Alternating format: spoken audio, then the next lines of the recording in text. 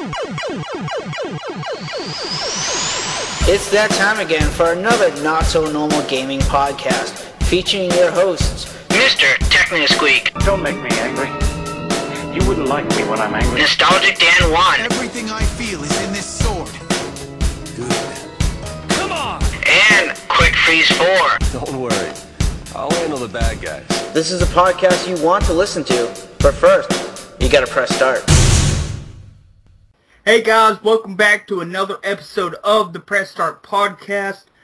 I am MrTechnoSqueek, and this is episode 48. Yeah. And Yay. yay! What? Quya. Woo! Quya. Explosions. Okay. And today we have both Nostalgic Dan 1 and Quick Freeze 4. Oh, How are you guys doing? pretty good. Pretty good. Yeah, Doing swell. well. We need to bring that back. Okay. And we have a guest. Ooh. We have a guest. Yes, we do. You should probably No way. introduce him. Yeah, I should. Like now. MotherBase is here with us. Explosions everywhere, motherfucker! Yo, you promised me like $20. Where's my money? Yeah, pay the man. Yeah, man, you keep me up past like 5 o'clock. I turn into a pumpkin. What is this? Come on, pay him. Supposed to pay in advance. Dude, my PayPal doesn't work anymore. I'm sorry. Bullshit. That's what they all say. Bullshit. Spend too much money. So how you guys doing tonight? We're doing pretty good. Yeah? How about Yep. yourself? I am lovely. Why don't you talk about your YouTube channel a little bit? You do a lot of interesting stuff on there. Have some interesting segments, like the nerd questions. Yeah, pretty much I sit in front of a camera and I talk way too much. Yeah. But, Nice. yes!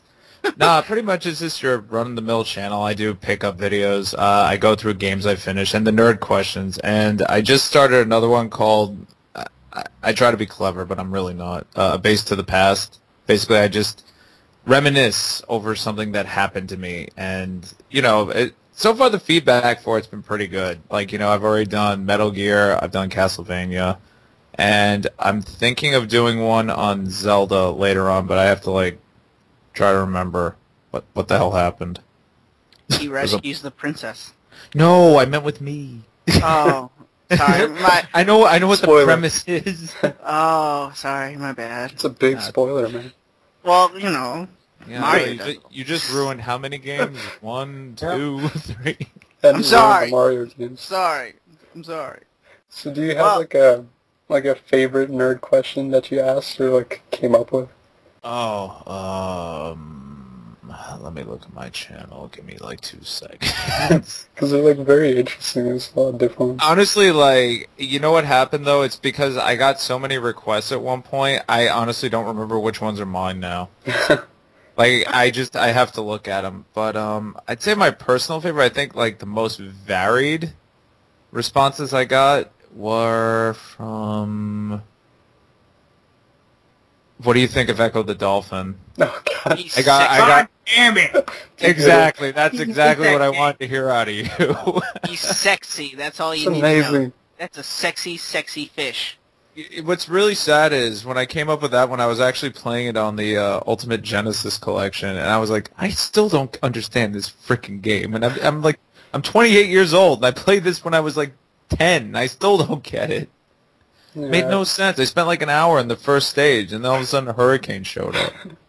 But Maybe that's like the whole point of the game. You gotta surf the endless ocean until you just find nothing.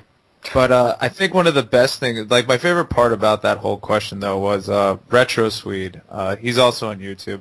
He did a video response of him playing Ecco the Dolphin for like 30 minutes, and towards the end of the video he's like, yep, I have no idea what I'm doing. Exactly. But he literally was playing it and he died like 4 times. It was absolutely hysterical. Yeah, I remember playing that game recently, like a while back, because I never played it and I bought it for cheap. I was like, let's check this out. I heard people talk about it and I'm like, you know, I didn't understand it. I was just swimming around, and then I actually kind of progressed far. Like I started to get the hang of it, but it kind of got boring. It was like ramming fish with my nose and jumping out of the water and finding save points. There was like a boss. I remember fighting a boss too. I'm like, wow, that's random. I remember I had it on the Genesis, and then I got it on the Sega CD because my uncle heard that the music was better since it was on a CD, and honestly, it was a lot better. But between the load times and me not knowing what to do, yeah, that game never got touched. Unfortunately, well, maybe fortunately, actually. I know Techno loves Ecco the Dolphin. I fucking hate that goddamn game. I have no idea what the hell I'm doing. I'm just like swimming. Exactly, Dude, that's what you're supposed to do. You're a dolphin. Bullshit. You're talking about, like, every time I talk to you, you're like, oh man, I love Echo, and I especially love Echo Jr. It's like, come on, man. You love that fish. Forgot about that. Wasn't there one on the Dreamcast? Yeah. Yes. Yeah. And I'm gonna have to fucking buy it. It's gonna be like the last game you buy for a complete collection. Yeah, probably. Dude, my whole experience with Ecco the Dolphin is like, it was mainly the second game, the Tides of Time. This is my whole experience with that game. Start the game, I go all the way down to the bottom of the ocean, then I point Echo straight up and just do that dash move, you know, where he super speeds up, flips out of the water, and then all the shells go in a circle around Echo, and he falls back in the water. That was my complete experience with that game, because after that, like you guys said, I have no idea what to fucking do. I just wanted to see the seashells twirling around in the air. Excellent. That was it. I would like to say that's an artsy game, but I'm not really sure it was meant to be. It's a relaxing game. You're just supposed to kick back and swim through the ocean. Yeah, but you know, there's a plot. But this is what I did. I actually wikied it, like, right after that video, because I was like, I really still don't know what it's about. There's aliens? Yeah, that's just some weird shit. Like, I yeah, like, the aliens came and took all the dolphins. I'm like, well, what? I was like, how does that make any sense? Yeah, I remember that. I remember it was swooping up, like, all the animals from the ocean. Yeah, but they left the Shamu and a bunch of other things. Dude, I remember a killer whale in that game. Yeah, he's like the wisest thing in the whole ocean. No, wait, was that the beluga whale? I don't remember, but... I'm gonna wiki this right now. Such a strange game. They should bring it back, though. Right, Techno? HD remake? No. Yeah. No. Yeah. Because You buy it, I'll buy it. It'll be in a hole. Ecco the Dolphin. Ecco the HD collection. Oh, that'd be most excellent. Okay, I'm wiking Ecco the Dolphin. In the first line, it says it's an action-adventure science fiction game. Like, what the? That was the first line. Let's see. Created on the Sega Mega Drive, Sega Genesis. Main character Echo, a bottlenose dolphin, is also known to have high difficulty. That's nicely putting it. Well, yeah, that's nicely put, especially in half. Look, it even lists all the games of Ecco the Dolphin. Ecco the Dolphin, Ecco the Dolphin 2, Tides of Time, Echo Jr., Ecco the Dolphin, Defender of the Future, which... Oh my god. That's the Dreamcast one. Okay, it doesn't say, okay. So, Dreamcast. And then there's Ecco the Dolphin 2, Sentinels of the Universe. This game was also developed for the Dreamcast, but canceled. That sounds amazing, though. Thank God for you, Techno, right? Dude, this Echo just sounds more epic now. Oh, wait. Hello, reading. All the Mega Drive games have been released on Valve system platforms as well as ported to the Nintendo Virtual Console. The first game ported to Microsoft's Xbox Live Arcade. So it's on the Xbox, too. Yeah. We should all play it. I have the card. Here, Techno, I found you one. $8.95 complete. It's not gonna break the bank. $8.95 for Techno. $8.95, and the shipping is $5. The shipping is almost more than the game. I was interested in that last one. What the hell is it called? Sentinels of the Starry Sky or something? No, that's the Dragon Warrior. No, Sentinels of the Universe. What? Sentinels of the Universe. Why is the dolphin involved with all this? I'm serious. Why? Sentinels of the Universe. I don't know, man.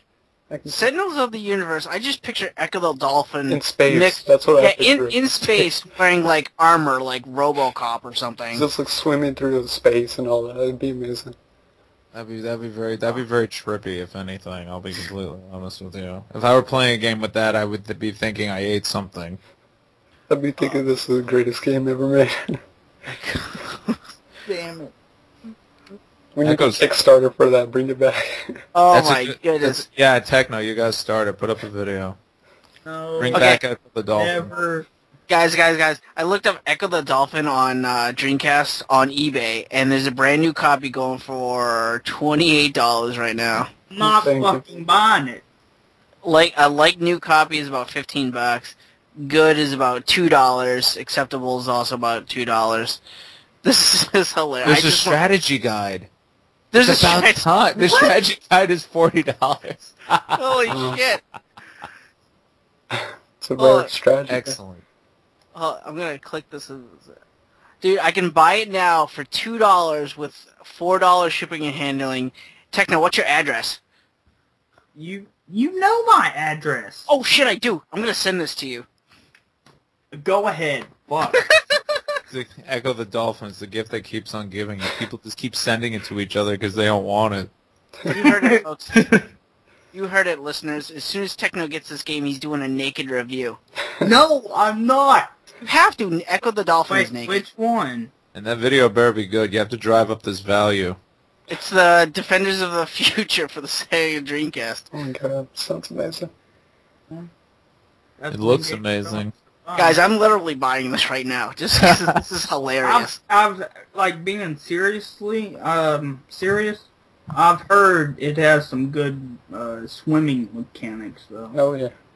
Oh, it has no box and manual. Fuck that. That's what I say too when I see that. It's just the disc. Yeah, I see this only. I'm like, fuck that. Let's take a look at this. I know I have to see what this looks like. Hold on, I'll send you the eBay link. Look at that. It shows a picture of space. There's like a spaceship. Wow, well, holy shit, I could get into this. It's Echo in space. That's what I want. What the fuck? There's a whale in space. There's actually... It really does have a whale in space. I kind of want this. It has stars on its forehead. What the fuck? I'm watching some gameplay right now. It actually doesn't look half bad. Doesn't look great either, though. Yeah. Looks like it's just kind of there. But dolphins in space? Come on. Dolphins in Sperm whale. Oh, I really want to buy this. Do it. I'm trying to find a good price for it. Do it and do a review. I'll favorite it. I'll favorite it. Oh, here's the one for make offer. I'm gonna make an offer. 50 cents. Oh, disc only. What the fuck? Screw that. This is the third auction I clicked on. It says disc only. It's gotten pretty good reviews on eBay. 7 5-star reviews, 5 4-star reviews. Why? 2 3-star reviews. Why? Okay, here's an auction for $5. 2 days left. No one's bid on it, and the shipping is free. All right, let's have a bidding war, Cliva. Drive up the value. If you bid on Echo the Dolphin, I swear I'll kill you. Max bid $100. Students, I'm ready. Alright. I'm really bidding on this. Oy vey. How much? I put $5 down. So if I get overbid, I don't give a shit. I'll overbid you. I know it's a bid now. $6. $6? You can outbid me, but you can have it. Max bid $5.50. Done. How the hell did that get started? Because we would... I don't know. That's my favorite nerd question. And I said Echo the Dolphin because it inspired rage in so many people. And happiness. No. Oh god, yeah, let's get off Echo the Dolphin. Let's get into some interesting stuff. Who the fuck would pay $27.98? Cliva. No, I only put $5 down. Oh my god. Collectors. It's This is factory so sealed. It's not like it's fucking rare or nothing. Do you want to get into some news now to get away from this damn dolphin? Sure. I have a few, actually quite a few news articles. Are you a Bioshock Infinte fan? Yes! No. How can we be fans if the game's not out yet? Exactly. That's kind of weird too when people hype up games and it's like, it's not even out yet. How do you know if it's going to be good? But breaking news actually this past week. Two of the main team leads for the Bioshock Infinte team have left, and it was kind of unexpected and kind of short notice. One of them being Tim Garrison and Director of Product Development and Art Director Nate Wells. Both of them parted ways with Irrational Games this past week. And they just said they left at the beginning of August, and they were overseeing the project for a while, but they just had to leave. The game is coming out in February 2013. I also heard that apparently Bioshock Infinite was going to have online multiplayer, but they canceled that too, whatever was in that. Which is good. I hope this doesn't affect Bioshock Infinite. I mean, they're team leads, and one of them's art director too, so it's kind of big. That game has been in, like, development, not limbo, but it keeps getting delayed, right? I'm not a big Bioshock person, so... Oh my god, no. It's pretty amazing. It's pretty amazing. I played the first one, and I really liked the first one. The second one, like you said, I heard it had multiplayer, and I was like, forget it. You just need Bioshock 1, and that's all you need. And then Infinite when it comes out, but that just shows they've been working on this for a long time. They put a lot of hard work into it, but I don't know, hopefully it keeps that February release date. And speaking of leaving, this game was actually cancelled. I don't know if you guys remember a little game called Insane, which was announced at the Video Game Awards back in 2010, and it was pretty hyped because it's by Guillermo del Toro, and you know he does a lot of movies like Pan's Labyrinth and stuff like that. So it was kind of a big deal, and it was supposed to be like this horror series, and he said it was going to be a series, like a trilogy. He had like a big vision for this, and THQ was supposed to help him like make this game. You know, THQ was behind it. They canceled it. They just canned it completely. Apparently they said it wasn't far enough in development, and THQ has too many other titles that they're currently working on at the moment. Like they said, they're focusing on Darksiders 2, Metro Last Light, and South Park: The Stick of Truth. So with a lot of games coming out, they had to cancel it. There wasn't a lot of hype for it too, and it just wasn't making progress at all. So that is done. I'm ready. I never even heard of it. Yeah, it was just announced, and they never showed anything for it. No game footage, no nothing, because they really never started working on it. But it's unfortunate. And if you're a God of War fan, or just someone who wants to get into the God of War series and hasn't, you have a good opportunity coming up with the newly announced God of War Saga Collection, which contains all 5 of the games, the 3 PS3 games and the 2 PSP games, on this one compilation disc, and it's going to cost $40, so you can keep a lookout on that. And they're all HD remakes, and some of them are like 3D compatible. And speaking of collections, they also announced the Infamous collection, and that's going to contain Infamous 1, 2, and Infamous Festival of Blood, and extra missions, additional character costumes, power-ups, and weapons, and that one will cost $30. So if you've been meaning to get into either of those series, it's a good chance. It's I'm kind of mad. Yeah, Cliva just bought the collections. I literally just bought both the God of War collections, like a week and a half ago.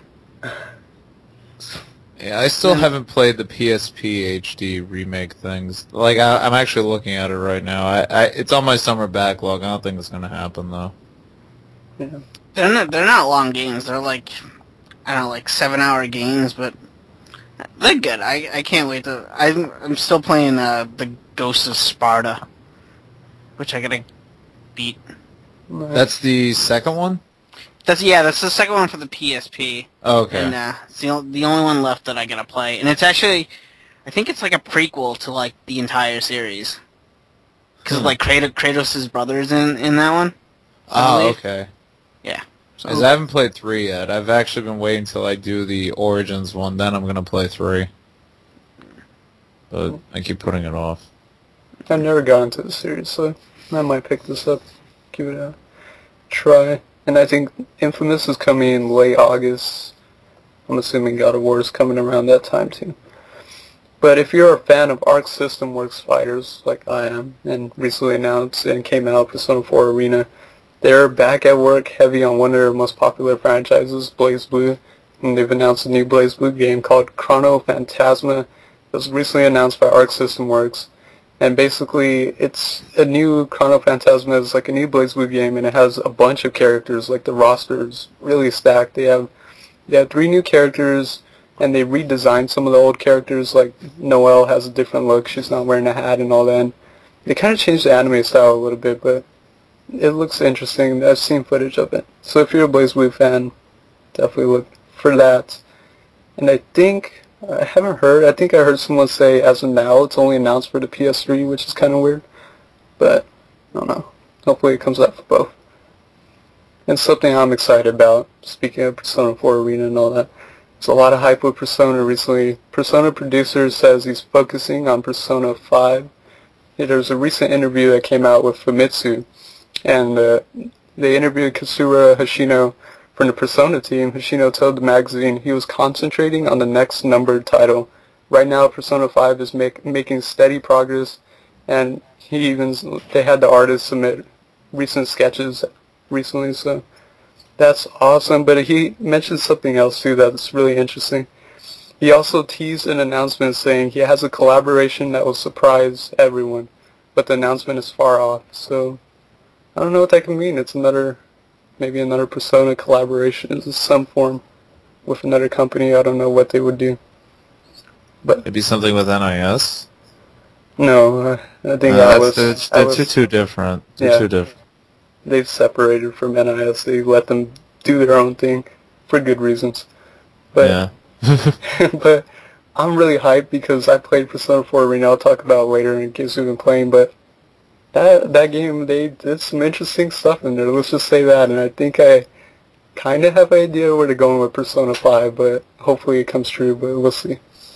And another series I love, Tales of, recently announced. Bandai Namco is taking control of the new Smash Bros. Game. First thing I thought, Tales of characters in Smash Bros. And recently they said Tales of Symphonia characters might make an appearance in the next Smash Bros. Catch is, if they do put any characters in, it's only going to be from Tales of games that have made an appearance on a Nintendo console. So that means Symphonia, Abyss, and Fantasia. Which, you know me, I love Vesperia, so that's a no-go since that's Microsoft, but I don't know. I'll enjoy beating up Luke with Mario. That asshole. But I knew they were going to do it, and I just kind of wish Yuri could be in it somehow. But oh well. It's still awesome. But that is actually all my news, so I know you guys have some news stories. This is a rumor. The next Xbox will be getting Skype according to a job report. Might as well. Yeah, might as well. There's everything else. Microsoft owns Skype now. I mean, you figure they probably knew half the people who like to play games with each other just probably use Skype. I know when we played a lot of online 3DS games, we just used Skype as like our voice chat since they didn't have voice chat, so Yeah. might as well integrate it. A lot of people use Skype. There's millions of users, so might as well. Yeah, we used to play Mario Kart. Oh, God. Fucking 6-hour sessions all night. It was intense. Hands cramping, hands bleeding. It was intense. But yeah, like the whole job report thing pretty much says that they'll be helping Skype enter the living room across various devices, but with a focus on the large screen and the next generation of Xbox, unquote. So, yeah. Yeah. You Excellent. get to, hear those 12-year-olds, a little bit better. Can't wait. It means I could cuss them out and tell them to go back to school. Time to go play Echo the Dolphin. Yeah. And be like, hey kid, do you have a Genesis? You want Echo? I'll hook you up. Oh my god. Dude, they should make Echo the Dolphin the movie. Oh god, that would be the worst freaking movie ever I made. thought he did animal films. But he'll watch that. Yeah, but this one will be based off of a video game.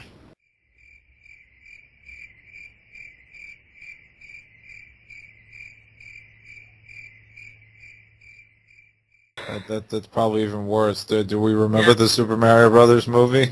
That was incredible. I actually own that movie, too. I saw that movie in the theater twice. So what does that tell you? Why? Why would He you? loves it. I liked it at the time with the Super Scope 6s for bazookas. Dude, I think I had, like, the action figures. I had them too. Yeah. They were, the figures were actually pretty cool, I won't lie, but the move, I don't know what they were thinking. Oh, come on. No, you come I on. got one more news story. Is it naked news story? I'm already naked, son. Oh, and you're not even That's on camera. mandatory, Fuck though. you. Ha ha ha! Yeah. So anyways, great news. Silent Hill HD Collection is patched, but only for the PS3. What was wrong with it? Like... I don't even know. You say what was? It It was had, so like- bad. It had, like, frame drop issues and Yeah, stuff like yeah. that. That makes sense. Speaking of And I, patches, I think though, it was, like, loading times, too. speaking of patches, that reminds me of something. Persona 4 Arena is actually patched as of today for the 360 version. The 360 version had really bad lag issues online. Like, it looked like someone was playing a fighter underwater. Like, it was so bad. Like, oh my god, I was watching people play a 360 version. I'm like, my god, how do you play this? It's dreadful. But they patched it, and supposedly it really does fix the issue. Now it's, like, smooth as hell. So, just FYI for you guys who picked up the 360 version of that. Yeah. But, quote, plans for a Xbox 360 title update have been canceled due to technical issues and resources. Understanding the issues some users are experiencing, Konami issued a title update for Silent Hill HD Collection for the PS3, which fixed frame rate issues as well as audio syncing and other reported issues. Konami apologizes to any players who are continuing to experience these issues on Xbox 360s. Unquote. It's good. So, Konami's just being a little troll. What's new? Okay, Cliva, Yes, sir. you should do your news story. Don't be so demanding. Yeah, don't tell me what to do. Man, I'm just... Don't tell me what to do. Alex, tell me what to do. Why don't you go through the news, man? I don't know what Alright, this techno guy's talking I know. about. Yeah. Yeah, A come load on. of My shit. God. Come on, man. I'm trying to do my news story. But you guys know Kickstarter, right? Never heard of it. Dude. Is that about like kicking people? Yes, it is. Start Yes. to. You go up to a random person, and you just kick them. Oh, And there's a lot of backers. It's called a Kickstarter. That's Man, exactly explode my my point. Awesome. Well, I officially joined or backed my first Kickstarter, and if you guys may or may not know that Cheetaman II might actually be made for the NES in real cartridge form. Now, the project is backed by, I'm going to butcher this guy's name, and I feel really bad. This guy's name is Greg Bobic, I hope, Pabic or something. Pabich. And Pabich, is that how you say it? Oh, I have no idea. Okay. Well, anyway, this guy started a Kickstarter to bring Cheetaman II to like an actual physical cartridge-based copy that people can own. He's trying to raise $65,000, and he's already like 42% way there. 27 days left, and yeah, basically, if you guys do not know the history of Cheetaman, back on the NES, there was a game called Action 52. Basically, it had 52 very, very fucking shitty games on this one cartridge, and the cartridge went for $200. That's roughly less than $4 a game. But every game on there was extremely shitty. Well, the last game on that cartridge was called the Cheetaman, and it was insanely glitchy. It was stupid, dumb, retarded, very awful game.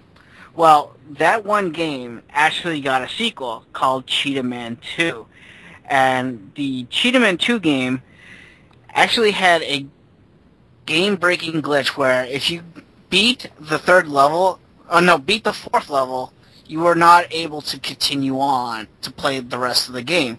Now, the reason that this guy is starting a Kickstarter is he was able to fix the glitch, and he's making cartridges for people who can actually play the rest of the game. Now, if you back the project up for about $60, you're going to get the game. But, there's other rewards. I'm just going to list the rewards for you guys. If you donate $1, you are immortalized in the Cult of Cheetahmen Hall of Fame / Shame, whatever that is. If you donate $5, you get a copy of the comic book and the previous reward. $15 will get you a special limited edition 24 by 30 inch poster designed by Mario Gonzalez, the creator of Cheetamen. And like I said, if you donate $60, you get a copy of the game, you get a numbered holograph label. The game will be factory sealed, so you can either play or save it. And you get the comic book and all previous rewards. If you donate $100, you get all previous rewards, plus you will receive a T-shirt that tells the world that you are to blame for the thing being produced. Okay. If you get $10, you again previous rewards, and then you get a limited edition poster which was autographed by foreign contributors, whatever that means. If you donate $500, you get all the previous rewards again, and you get a game box autographed by Greg and Mario, and a second game, I guess to give to your friends, I guess, for some reason. If you donate $1,000, you get previous rewards. You get 3 games total. You get the Cheetahmen II Cheetamen prequel, and a second copy of Cheetahmen II. If you donate $5,000, all previous rewards again, and you get a signed signature from Greg, Mario, and James Rolfe, the Angry Video Game Nerd. And the last and final reward backer thing is $10,000, and you get all previous rewards, and you will go on a trip to Dallas to hang out with the Cheetahmen team creator, and you get to star in a Game Chasers episode. So, but I just donated the $60 because I just want the game. I donated $10,000, so okay. Did you really? No. It just went up $60 too. Is that you, Techno? Techno, did you just back this project? Yes. Don't lie to me. Because I literally saw it click up $60. No, but like I don't know. Like for me, I think this is kind of cool because like not a lot of people can actually play this game or even own this game, because to get your hands on a copy of Cheetahmen 2, you're looking at maybe like $1,000 on like eBay or something. So the fact that you can actually own a fixed copy of this game for $60, I think it's well worth it. Like I'm not trying to like get people to back this project. I'm just saying I think it's well worth it, and I just think it's cool. Yeah, nice collector's item for sure, and especially for NES collectors, which there are a lot of. So. Yeah. And there's actually like cool pictures of the actual cartridge already. It comes in like like a clear see-through case. It has a one of those NES sleeve dust covers that says "Seal of Quality Assurance / Action," and the comic book actually looks pretty nice too. So yeah, that's my news stories. Cheetahmen 2 might get made. Nerd! Fine, you guys don't care. Okay. Suck. That's awesome. Yeah. And if you guys are interested in the Kickstarter program for Cheetahmen 2, I'll put a link down below so you guys can check it out. Nice. Wow, this Cheetahmen 2 artwork does look kind of good, though. Like I'm looking at the website now, actually. You know, I'm looking at it too, and like I'm excited. Like, I just want a copy of this game. I just think, like, I know it's going to be a really crappy game, really shitty game. Yeah, definitely. I just want to fucking own a copy. I think it's kind of cool. So. I mean, I haven't backed anything on Kickstarter just because. Oh yeah, neither have I. This is my first one. Because I'm just like nervous about, like, let's say I were to back something, and all of a sudden the money just like vanishes. But that's just me. It's happened before. There's no guarantee on Kickstarter that you get anything. Like I wanted to back that Class of Heroes thing, you know, with Victor Ireland and whatnot, but I was like, eh. Yeah. I don't even like. I have a PSP. I barely even touch it. I was like, eh. So I decided against it, and ultimately it didn't get funded anyway. Yeah. But I don't know. I think it would have been cool, but they didn't have any pictures. Like they didn't really sell me on it. I was basically only going to do it because Victor Ireland's name was on it. But I'm like I said, I'm backing this because I would actually like to have, like, even if it's a repo copy, I would just want a copy of Cheetaman II, just to try it out. Just to see what all the fuss is about. Well, like, I've seen gameplay of it. You know, I've watched the Angry Video Game Nerd episode about it, so, like, I know what it looks like, but, you know. No, I mean, like, actually play it and get the idea for it. Yeah, I got you know, the gist of it, but yeah, I want to try it out for myself, just like you said. Wow, there's shirts, too. Oh, God. This is kind of ridiculous, actually. Like, the official website, there's Cheetamen everywhere. I cheated. Tell me this is... What is this? I cheated. Coming to the iPhone iPad. The Cheetaman? Yeah, for $1.99. Oh my nice. God. This is gonna be like his one project ever, and that's gonna be it. It's gonna retire. I'm looking at like some of the backers for this already, and like I've already noticed a few names. Like I'm a backer, obviously. Tim Jumbo Junkie's a backer. Who Meeting Flipper is a backer for this. So there's a couple people that we know who have already backed this project up. So. Did any of you guys back Quya? I honestly don't remember if you mentioned it. No, no, I didn't back that. Yeah, neither did I. And I don't know, like, it's only $100. If I wanted, I'd just buy it later down the road. Dude, I don't know if I want that though. Like, I just saw pictures of like how big it is, and like I don't want it. It's just so fucking small. I already foresee the cat knocking it over and possibly swallowing it, and then me getting very upset. That's what I foresee. Ouya? You go to a veterinarian and it's like there's this cube in its stomach from the x-ray. Yeah, it looks like, what is that? It's an Ouya. A what? An Ouya. I don't know. Like, it sounds interesting, like the whole idea of this free platform thing, and I know this has like been going back and forth 50,000 times, but honestly, I don't play Android or like mobile games on my phone, so I'm like, you know, okay, yeah, you're gonna have like some heavy-duty developers behind it, but if it just looks like, I don't know this for a fact, but if the majority of them just look like, you know, phone games, I'm not gonna bother with it, in all honesty. Yeah, it's gonna have some more stronger games eventually. It's running on like Tegra hardware, and they showed like full HD games running on it. It's capable of it, but it's just a matter of if companies are actually gonna port over real games. I know recently a lot of companies have been coming out with support for Ouya. One of the recent ones is Bandai Namco said they're fully working with Ouya right now and all that, so.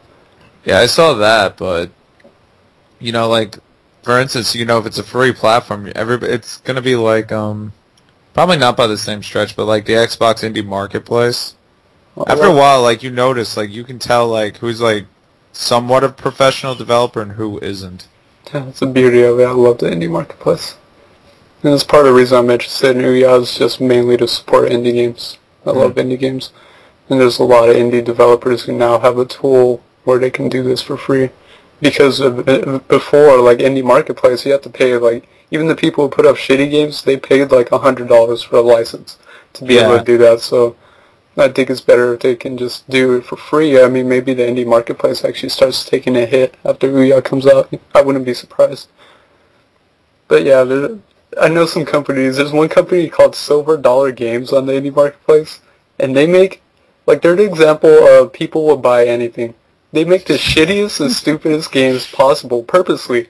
They do it purposely. They make the stupidest games that are pointless and have, like, no gameplay, and people buy them. Like, that's what they do. They take advantage of people, and they're like, hey, you guys are dumb. We're just going to keep doing this. They made Ecco the Dolphin? No. There's a game called, people should check it out, it's a fucking amazing game, called No, Luca, No. And it's basically by Silver Dollar Games, good folks at Silver Dollar. Basically, there's a bowl of cereal, right? And you're trying to eat it, but this cat called Luca keeps trying to interfere and try and get your cereal, so you gotta, like, swipe the stick right to push the cat away. And, like, the quicker you do it, the more points you get. It's the most amazing game, check it out. No, Dude, Luca, no. I would top the leaderboards on that thing. It's like timed by your reactions, and I like how he says it. He's like, no, Luca. Like, he just pushed it away. No, Luca, in the smiles. It's amazing. A fucking bat to the cat. I think Silver Dollar made a game called You Should Not Buy This Game on the indie marketplace, and it's, like, not even a game. It's nothing. And people bought it. Like, I believe it. I love Silver Dollar. They're a good example that people buy anything. I like the, like, all 5 people in Japan who own the Xbox 360. Like, I guess all of them bought the indie developer kit as well, because, they put a lot of... They look all the same. Yeah, they all look the same, and they're all shooters, which is awesome and kind of funny at the same time. I love that. And they're easy to find, too, because you just go to, like, A to Z, and then you just go all the way back, and you'll find the Japanese titles. Exactly.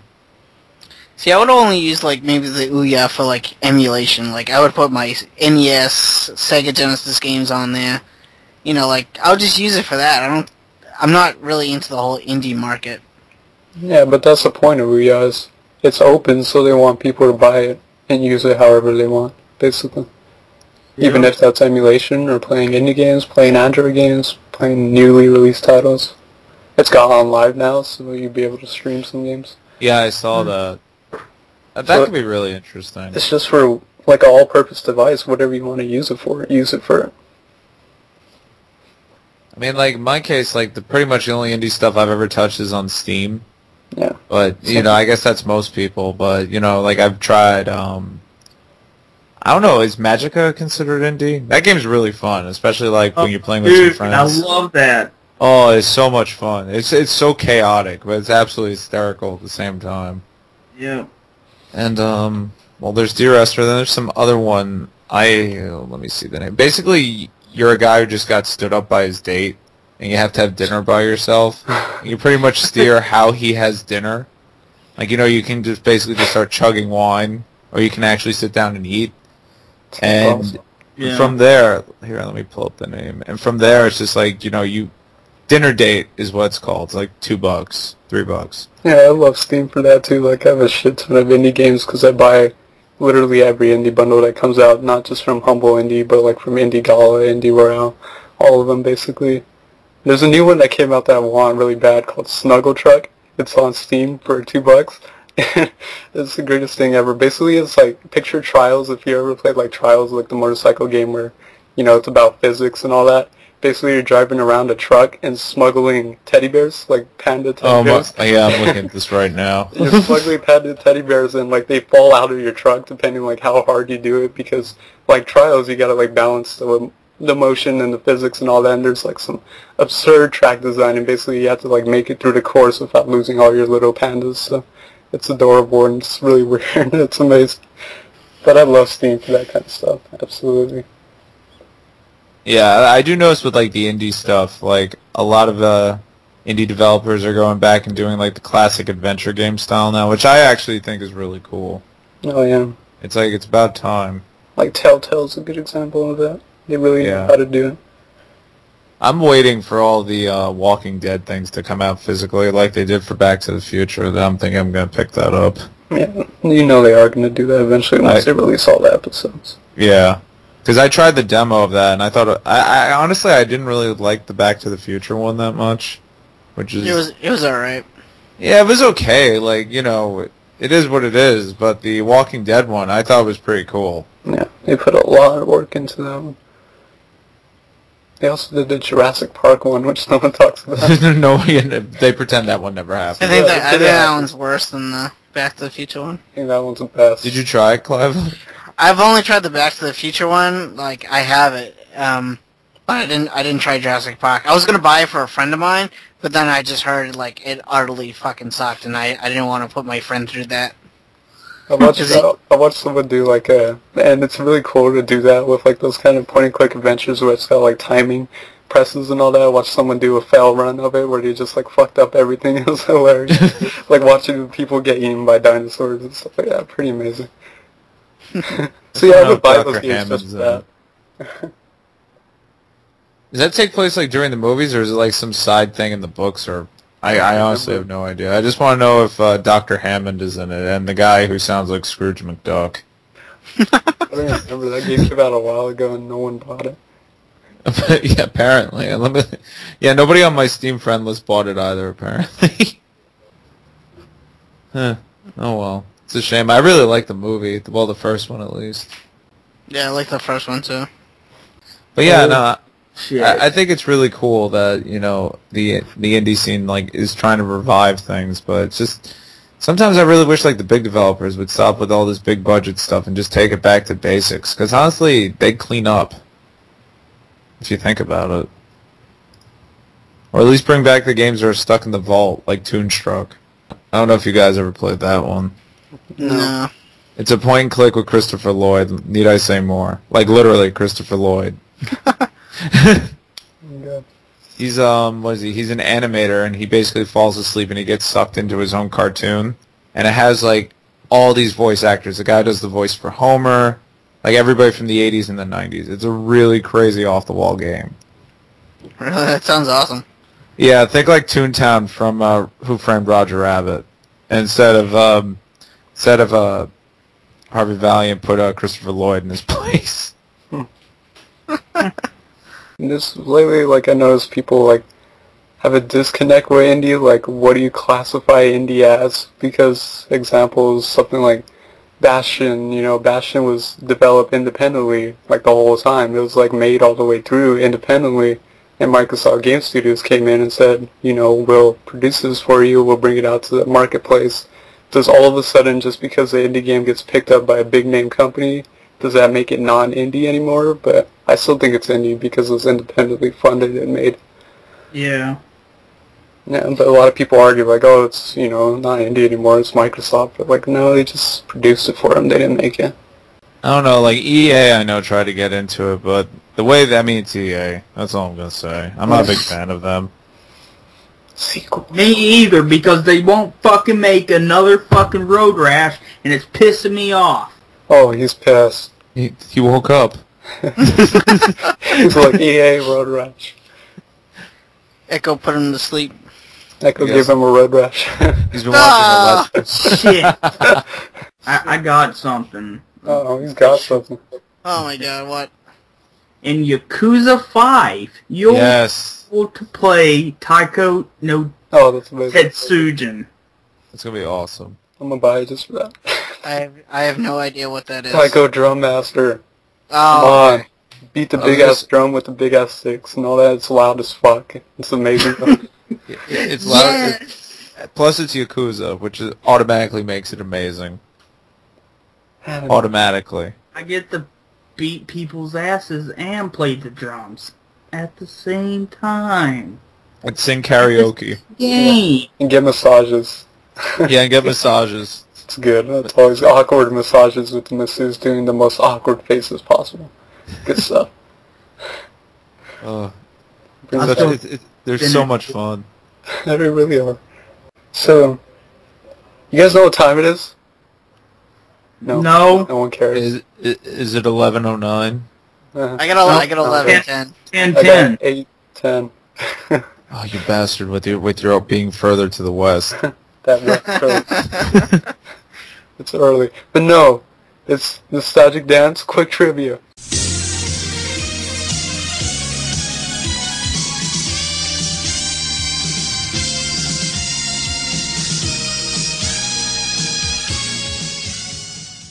Oh shit!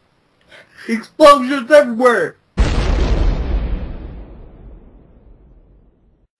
So if you remember last week, going back to last week, Techno won again, and he picked the original Microsoft Xbox, but obviously a twist. I said I'd do the questions for this week. I'd come up with the questions and let Cliva finally play. So I actually have 10 questions, a bonus question, and it's mostly all Xbox related. There is some Xbox Live related stuff, so I hope you know your Xbox Live as well. But let's jump into, like, how does everyone feel about the original Xbox before we jump into this? I never played it. It's like Cliva's screwed. I had 2 games on it. Oh, better yet, I have 1 game. Amazing. Well, now I have 1 game on it, and I don't even own the system anymore. Yeah, I just have 1 Xbox game. I've played Halo and Halo 2, and those were both on my 360. So Excellent. I was a PS2 guy. I bought everything on the PS2. I had, when I originally had the Xbox, I had a King of Fighters game, which was a mistake, because that controller sucked, and Shenmue 2, and that was it. But yeah, we'll get into this. First question. Are you guys ready? What's the buzzword? Oh yeah. What do you guys want the buzzword to be? Echo. Oh, okay. Echo. Echo. Echo. Okay, first question. What year did the original Xbox come out in America? Echo. Let me Google it. No. 2001. You are correct. Fuck Ooh. this shit. Yeah, I don't like where this is going. Techno, I told you. I gave you $20, man. You're supposed to take a snooze. My Google doesn't work that fast. Okay, Techno is the first point. On to question 2. Okay. What is the #1 selling best game for the Xbox? Echo. Ooh, that was like a tie. I All right, think I heard Alex first. Alright. Is it the first Halo Combat Evolved? No. Oh! I knew it was a It's freaking... not. Cliva? I'm gonna say Halo 2. You are correct. Oh, Halo Sweet. I forgot about that. sold 8.43 million because after the success of the original one, it really hyped up Halo 2, so it sold 8.43 million copies. That's the best-selling Xbox game. I was debating, I was like, it's either Halo 2 or Halo 2 the map pack. No. I was going to say Fable. I was thinking Oh, Fable, God, maybe. I hate Fable, but... With Mr. Mullenblue. Oh, thinks everything he makes is amazing and artsy. It's not. I'm a liar. Okay, on to question 3. What was the original name for the Xbox when it was in development? Explosion. That was Techno. Even though he said explosion. Yeah, Echo. So, Echo Oh, explosion. no, he's disqualified. nope, DQ. Yellow card. What is it, Techno? Direct Xbox. You are correct. Oh, I knew that. Minus 12 points. Or Dreamcast 2, technically. Basically, it's the same system. Yeah, that's right. You may have gotten it right, but I'm going to rub some salt in your wounds, God damn it. Now we're getting on to some more interesting questions. Question 4. Name one game that was available for the original Xbox Live Arcade. There are 27 games in total. Oh, jeez.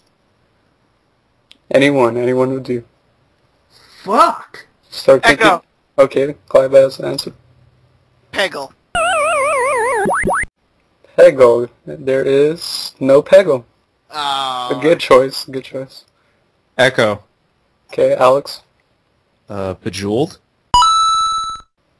Yes, Bejeweled. Let me get the points.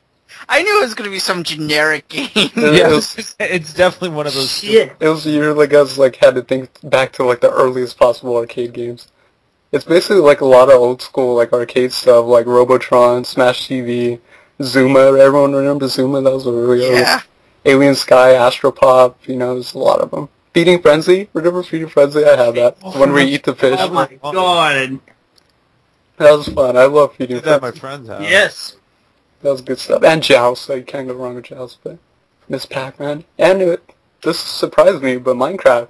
Minecraft was originally like started up on the Xbox. It wasn't like full blown yet, and it was like really, really in beta. Like I think it was probably alpha by then, but little known game called Minecraft.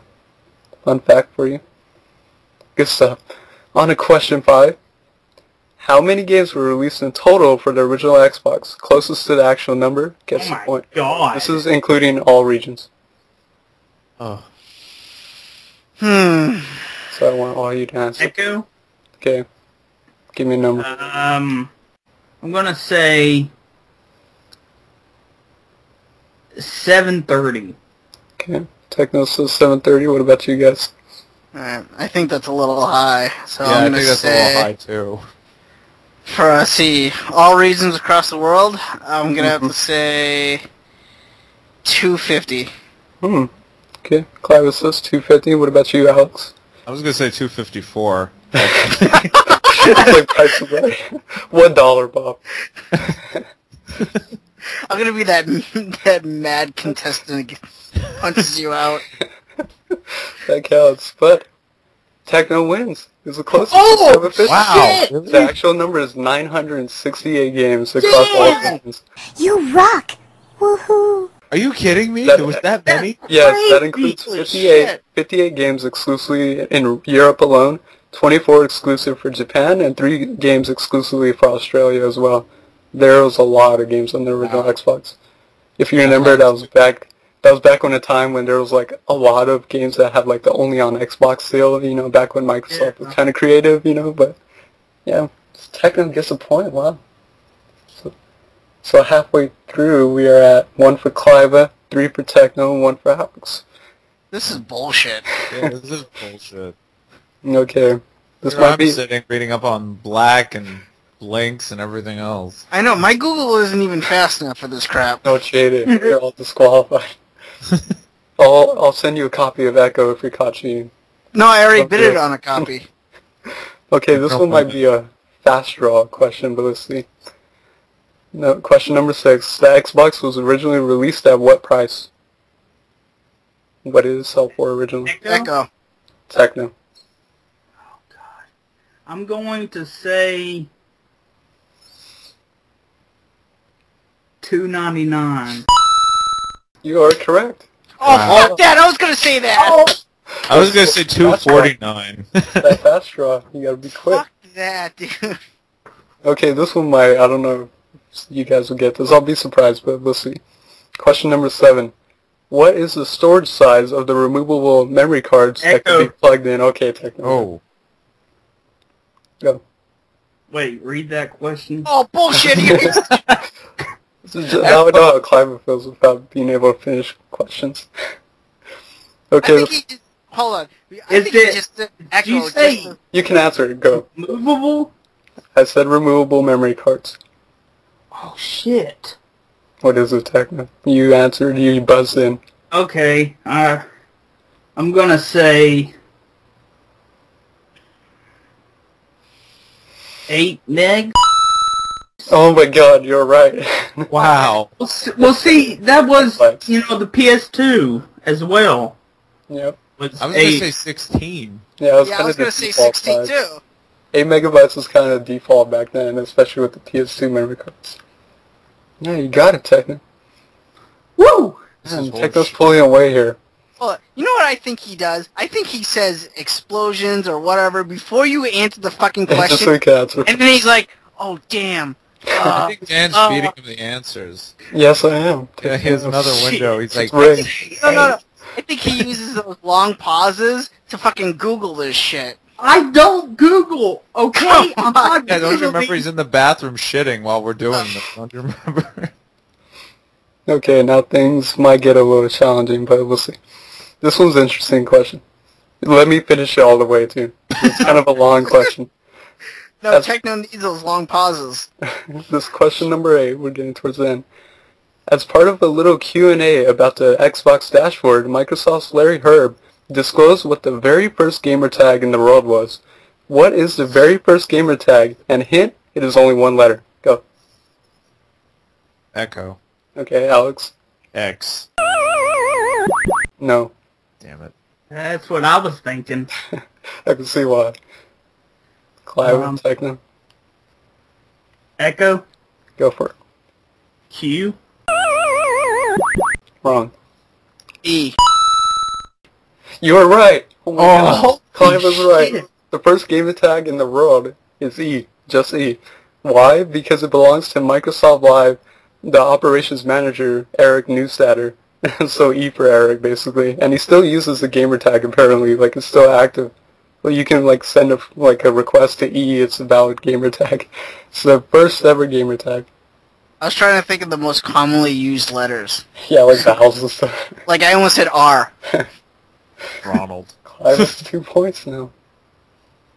On to question 9. This one's kind of a long one too, so bear with me. Question is, Madden 06 has an achievement worth the largest amount of gamer score for a single achievement. The achievement is rewarded for completing 30 years of franchise mode.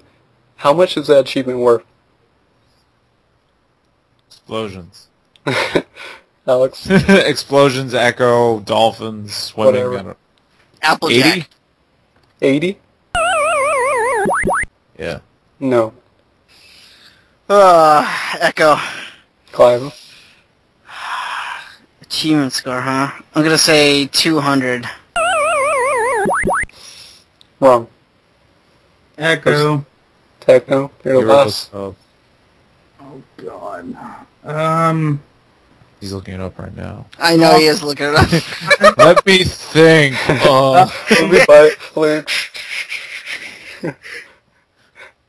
Go, Techno. It's... No. What did Cliva say? I'm not saying it. That's not fair. Okay. Techno, 400. I said 200. You said 400. Yes. You're correct. It is worth Oh, no way! This is... I'm not shitty. You can look it up. The achievements God! for, like, simming 30 years. And basically, the achievement could have been easily done by simulating, like, the whole, seasons and all that. But it took hours to do. Like, you'd have to sit there for hours simming it. And basically, when you're done, it was Madden 06, and you got to, like, year 2035, it would stop. And you got an achievement, the largest gamer score achievement, worth 400 G for completing 30 years of franchise mode. Fun fact. What the fuck? That's all guessing, son. I'm starting to think no otherwise. Techno, I can see why Techno picked Xbox. Yeah, but I don't play Madden. But that just basically came down to guessing. What the fuck, dude? Okay, this one's interesting. This final question besides a bonus question. We still got a bonus question left. According to a worldwide chart of overall sales for video game consoles, the Xbox sold roughly 24 million units. What console is ranked just ahead of the Xbox at 30 million units sold? Echo. Clive? PS2. No. Echo. Okay, Techno? 30 million. Let me Google this 30 million. Yeah, that's what he does. This is what he does. He says echo or explosions, and then he waits 30 seconds, and then answers. Hey! Quick draw. You have 5 seconds, go. 1, I'm gonna say the 4. NES. No. Okay. Alex? Super Nintendo. No. Oof. You have to think really retro. Atari 2600 sold 30 million units. Wow. It's just ahead of the Xbox. That caught me off guard. I was like, wow, the 2600 sold that much? But yep, it was really I was pretty sure it was the Super Nintendo. No. Oh, well. But on the bonus question, yeah, it's kind of over at this point. Which is worth 1,000 points. I'm going to make it interesting. Clive has 2 points, Techno has 6, Alex has 1. Let's make it worth 5. That way everyone has a chance. Alex could tie with 5 by getting this. Clive could win by getting this. And Techno just dominates. Wins. Yeah, Techno just dominates. But this is an interesting question based off one of the most popular games for the Xbox. So here's the bonus question. In Halo Combat Evolved, there are these little guys. Oh my God! Damn it! There are these little guys called grunts. They run around saying like these little funny things and are really annoying, but they're not actually dangerous. The grunts carried around gas tanks on their backs. What did the gas tanks hold? Oh, fuck me. Fuck me. Think your gases. Go back to chemistry. Think of gases. That's all I'm gonna say. Echo? Techno. Oxygen? No. What? It's not. I don't know. Cliva. gas? Alex. I think I got it. Maybe. Is it nitrogen? No. Yeah. Alright. Let's go to Cliva. You can win this. The pressure's on. Well, Think what chemistry. Think chemistry. Chemistry? Think common gases. Carbon monoxide? No. Dun dun dun! Techno wins. It's methane. Methane gas. I Yes. knew it. No, I did. Grunts came from a world where methane was the dominant gas for their world, so they had to survive by carrying around gas tanks of methane. So there you go. Techno wins. You rock! Woohoo! Fuck this game. Yeah, seriously. Those Googling skills over there. You know what? What? Yeah, you should put like a time limit on this guy. Yeah, everyone has 5 seconds to answer. It's fast draw. Yeah. So, Techno. Techno, this is your new name, Techno. I'm gonna call you the Googler. The Googler. I The like Googler. I don't do that! Mr. not Googler Greg. Squeak. Yeah, I'm not saying that you do, but you like say explosions, then you wait like 30 seconds before you give your Because I'm answer. thinking. Wait. Explosions. Be right back. Exactly. 10 minutes later. About 10. So the answer's 355. And it's like... Wow, how did you get that? Well, I'm only saying because he says explosions, and then I say or Dan says explosions, and we have the answer, and then we have to wait for him to Yeah. answer. It's like, wait up, guys. I'm fuck. But, Techno. It's all good. I'm not complaining because you won, Techno. I'm just having fun. Yeah. What's the topic for next week? Yes. Oh, we are. Topic. Techno gets the pick again. Well, I'm thinking now. I always think it's Oh, going to he's take about thinking- 5 minutes. Let me Google something. So, listeners, skip ahead 30 seconds, and you'll Put a timestamp. hold on. It's the Googler. It's going to be the Sega Genesis.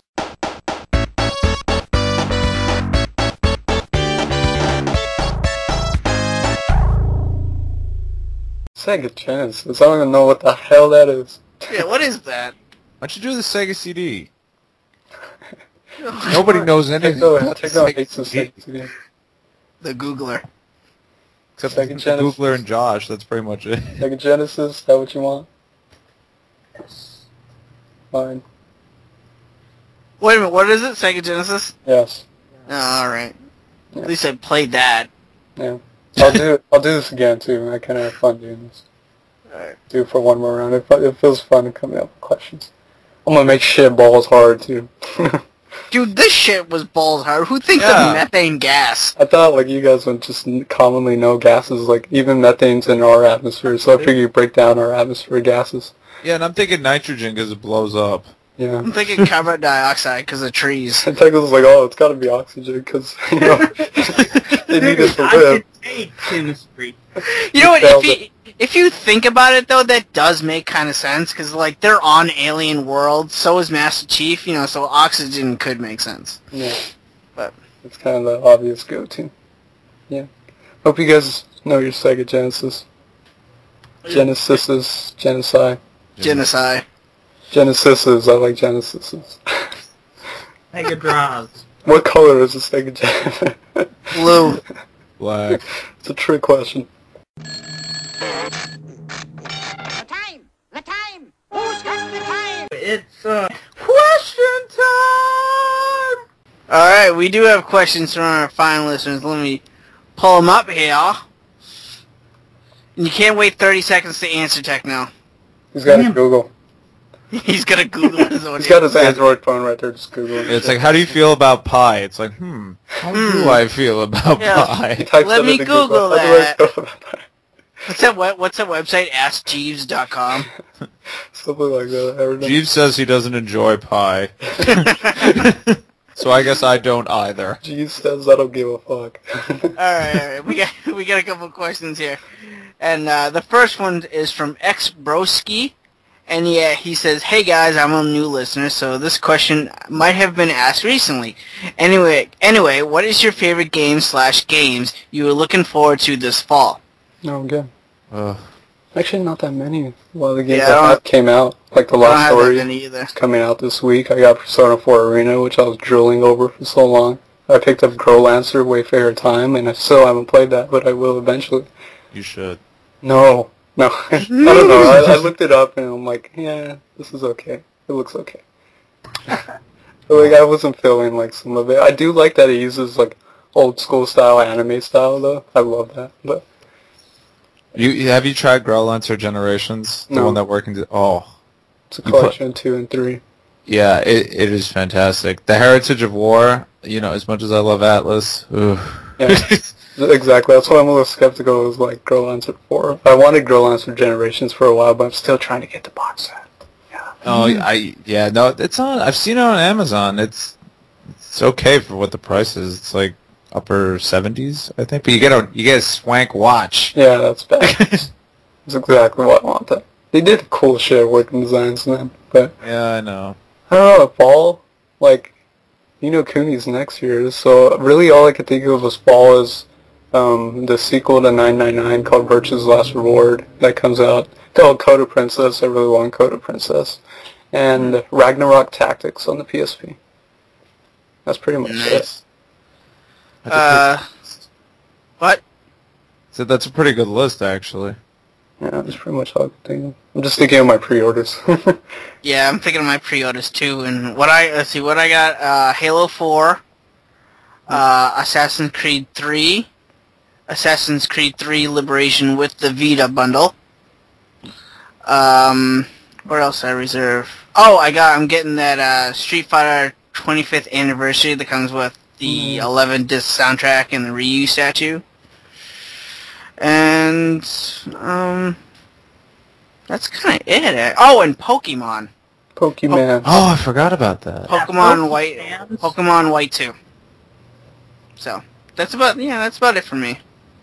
Nice. That's a pretty good list. Techno, what are you thinking of?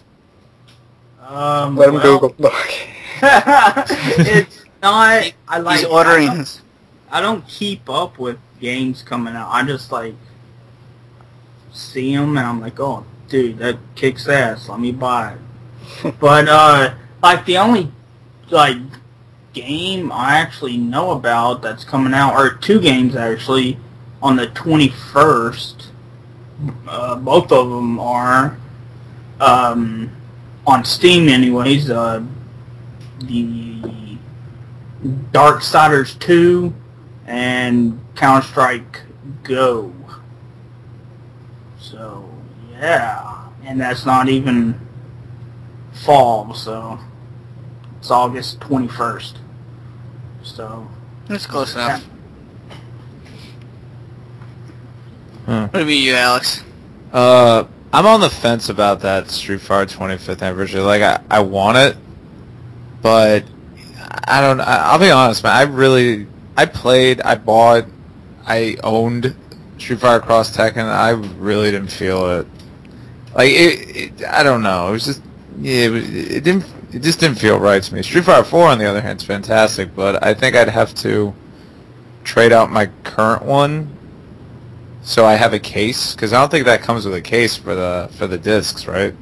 I don't know. I have Street Fighter 4 and Street Fighter Cross Tekken, and but I'm not trading in my old version. I'm keeping it. I'm keeping everything that I already have, because just for what you're saying is I don't know if they're coming with a case or not. Yeah, so. I mean, if I were to, I'd probably just the disc, and then just keep the case so I have something to put in, maybe cover projects, something fancy or something for it, just to stand out. But that set is really cool, especially that statue. That statue looks really nice. Yeah, I'm not that's a figure why I'm guy. buying it. I'm buying it for the statue, the 11-disc soundtrack, the anime, the Blu-ray. It comes with I'm mainly buying it for that stuff and not the games. Yeah. No, the movie's good too. The animated movie. But the TV series is the one that was on USA. Oh, is it that one, or is it? Yeah. It's really that. I thought it was going to be the Street Fighter 2 V. That was a good series, but no, it's not. Colonel Guile, codename Street Fighter. It's like, dude, don't hate on it. No, I watched it, man. I used to tape it. VHS. I remember watching it, and my cousin, which is a girl, always picked Ryu. I was like, God damn it, I gotta be Chun-Li. Because that's, I was like, she's badass, so fuck it. Who cares? So, I always, whenever we were, playing, I had to be fucking Chun-Li. Did you eventually get, really good with Chun-Li, or did you just, use it just as, the default? No. What I mean is, while watching the cartoon... Oh, gotcha. Yeah. Ooh. I gotcha. But, I'm looking at that. I have Code of Princess pre-ordered. I'm really excited about that one. Just that, Guardian Hero style RPG beat 'em up and online. Yeah. That sounds like a lot of fun. Totally. Mugen Souls from NIS. That just... When I went to Otakon and I went to their panel, they showed a trailer, but they were talking about it, and they were just saying, think of how over the top and ridiculous this guy is, but make it even more so. Their PR guy was like, it is pretty ridiculous. He's like, I'll level with you. He's like, it is pretty ridiculous. So, I'm looking forward to that one as well. The sequel to 999, just like you, Dan, I've had that pre-order on the 3DS for a while. And, honestly, I've been playing Persona 4 Arena a lot. I think maybe an unhealthy amount. Same here.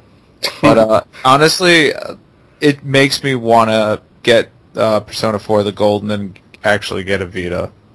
Yeah. Because I was talking to, Cornmuffin in comments, and he said the new content that's in the Golden actually makes it worth another playthrough. Yeah, it's just like the FES version when they made Persona 3. It's like it really did add significant and important epilogue for FES. Yeah, so. Another 30 hours. Yeah, oh my god. It's like, the game's only 100 hours to begin with. Let's make it longer. Yeah, that's how I took it. After I finished Persona 3, because I got the FES version. After I finished, I was like, my god, that game was amazing. And I'm like... Exactly. I was like, wow, there's an epilogue. And I figured it was going to be another 5 hours or so, and I was like, oh my god, this is another game. Yeah. Originally in Japan, that was a separate disc add-on. That's how big it was. It was so good, though. It's totally worth playing it. And, and then Pokemon, I guess. Yeah, Pokemon. And, Borderlands 2. Oh, yeah. Oh, shit! It's a big one. Dude, I can't wait. I'm excited to play that one too. I played through the first one with a few of my friends, from a few real life friends and a few of my old Final Fantasy 11 friends, and we had a blast, man. It was so chaotic. I was a berserker, so basically it was just go fist him, and we'll just shoot him from a distance. What was the girl? I was the girl. Oh, it was a Siren. Yeah, Siren. I was her. Yeah, that's about my place. They changed her in the second one, according to my friend. He's actually rather upset about it. I don't know how. I was going to do Gunzerker, because I just wanted to shoot stuff, as opposed to punch stuff, like last time. So. But, that's pretty much it for me. And that's actually quite a bit. That actually made me rather depressed. It's like, oh yeah, still have to pay for this. Yeah, exactly. Now I'm like, oh, alright, maybe I have to trim it down. Yeah. You're cut. I just think of the Simpsons episode with the football team. And yeah. He's cutting everyone. Like, oh, you're cut. You're cut too. Oh, yeah, you can pack it up. Go. Alright, let's see. Next one's from Mikey's Monarch, and he actually has a comment first. He says, "Tell Dan thanks for the recommendation he gave a long time ago on the podcast. He said he eats lime and shrimp ramen noodles, and I started eating that recently. and they are amazing. Yes, I'm a bit squeamish about eating shrimp, but it's really, really, really, really, really, really, really good, especially the broth. Oh yeah, you have to drink it too. That's why it comes in a cup. It's like, oh, even the broth is so good. College student's best friend, like 25 cents a pop. So good. Like I always have a stack of like lime chili in my pantry. You're like, oh, it's there. But he asked 2 questions as well. The first one is, if you woke up inside your preferred console dashboard / load up screen, and you were in a video game world, what would be the first game you live in?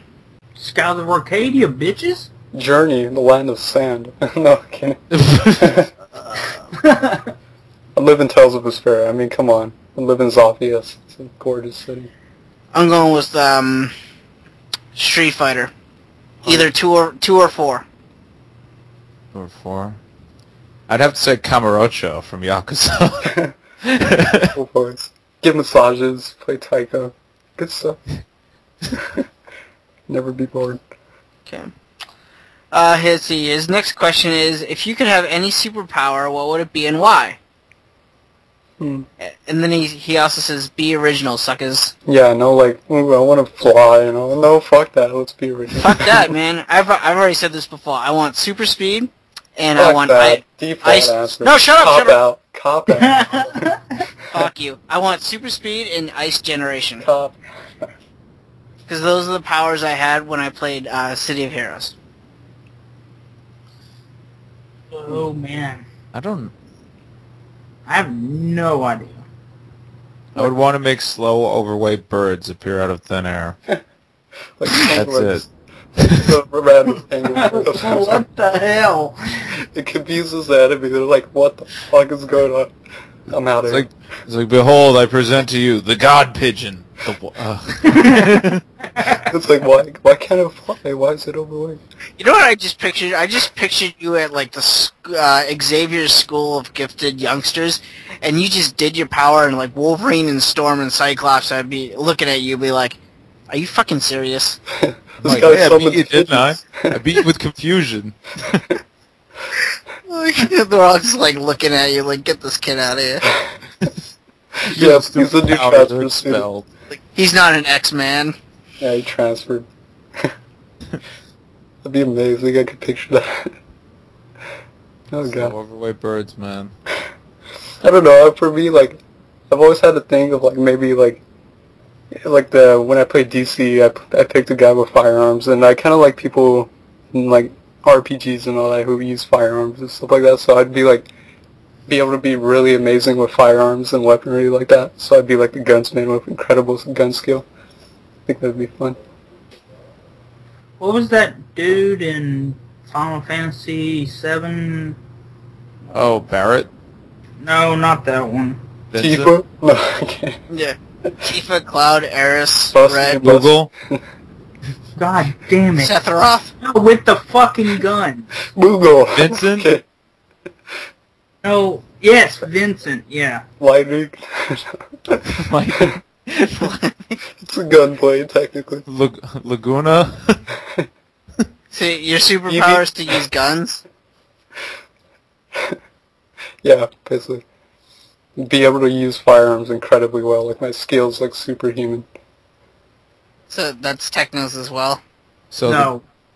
Mine would be being able to form the Dreamcast 2. It's like a transformer. Why the hell picture a transformer like becomes a big ass Dreamcast. Why the hell did you bring up Final Fantasy VII then? I don't know. I just did. No, because he was Googling something and then he got... No, I was not, damn it. The Googler. Alex. Google cool superhero powers.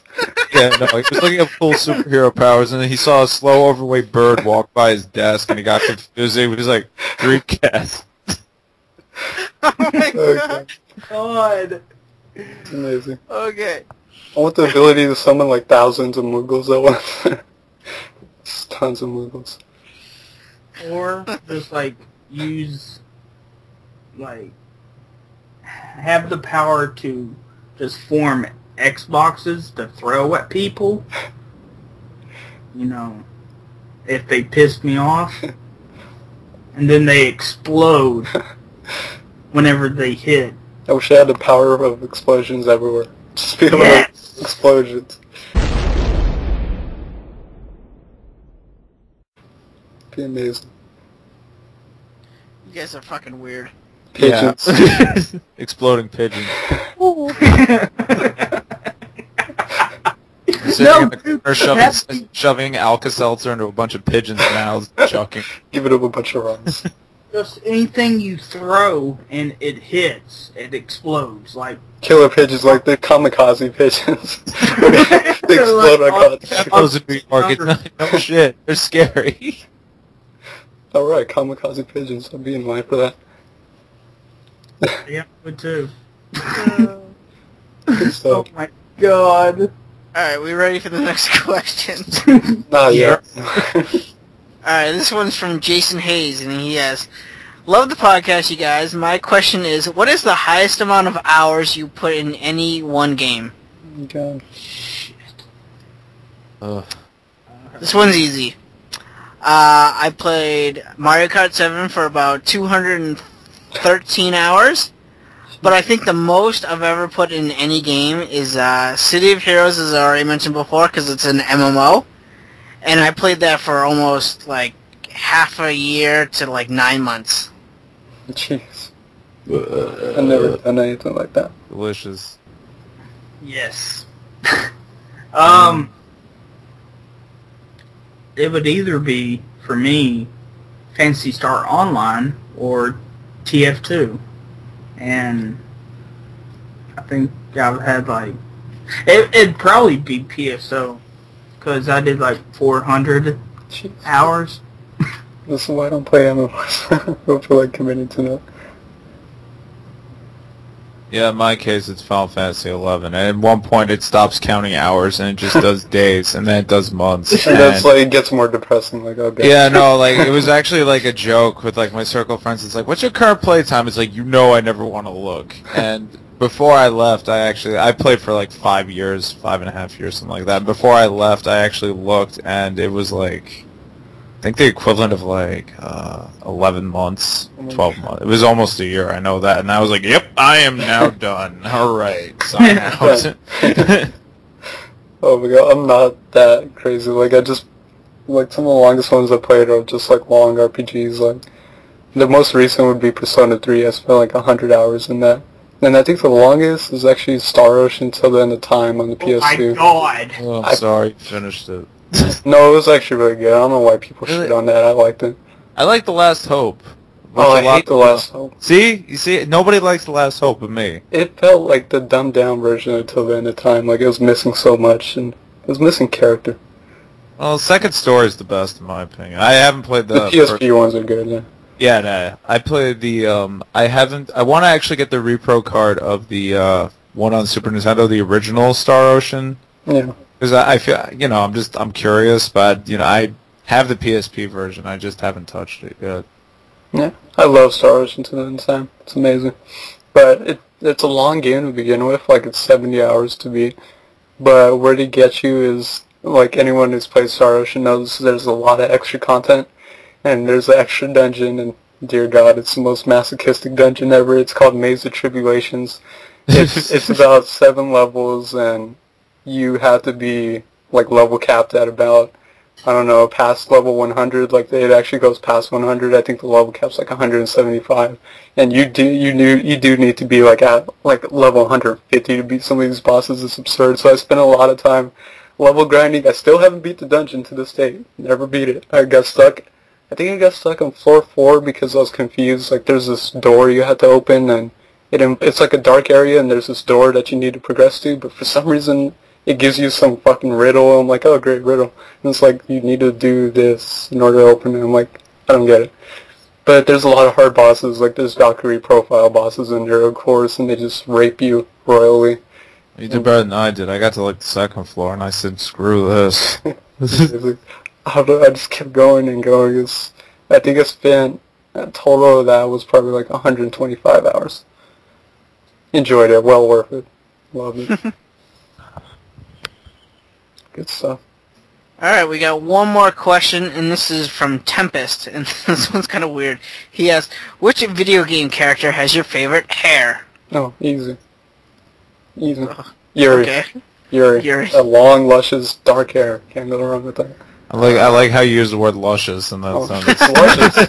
Because let's face it, Yuri almost looks like a chick, which there's a lot of fan art out there which does have Yuri as a chick. This is true. Thank you, Japan. Thank you. Thank you for ruining my favorite character. You know what? I'm gonna go with something really funny. I'm gonna go with the chest hair on Zangief. Because it looks like a fucking V. What about that Guile flat top? Can't go wrong. No. Zangief is so much better. Plus, he has that bushy beard. So I'm gonna go with the hair on Zangief. Oh, another good one. How about Bayonetta's hair? Shit's amazing. Oh, kill people that shit with is that. Amazing. Kill people with your hair. That'd be amazing. And wear it at the same time. Exactly. So versatile. Alright, Mr. Google, what's yours?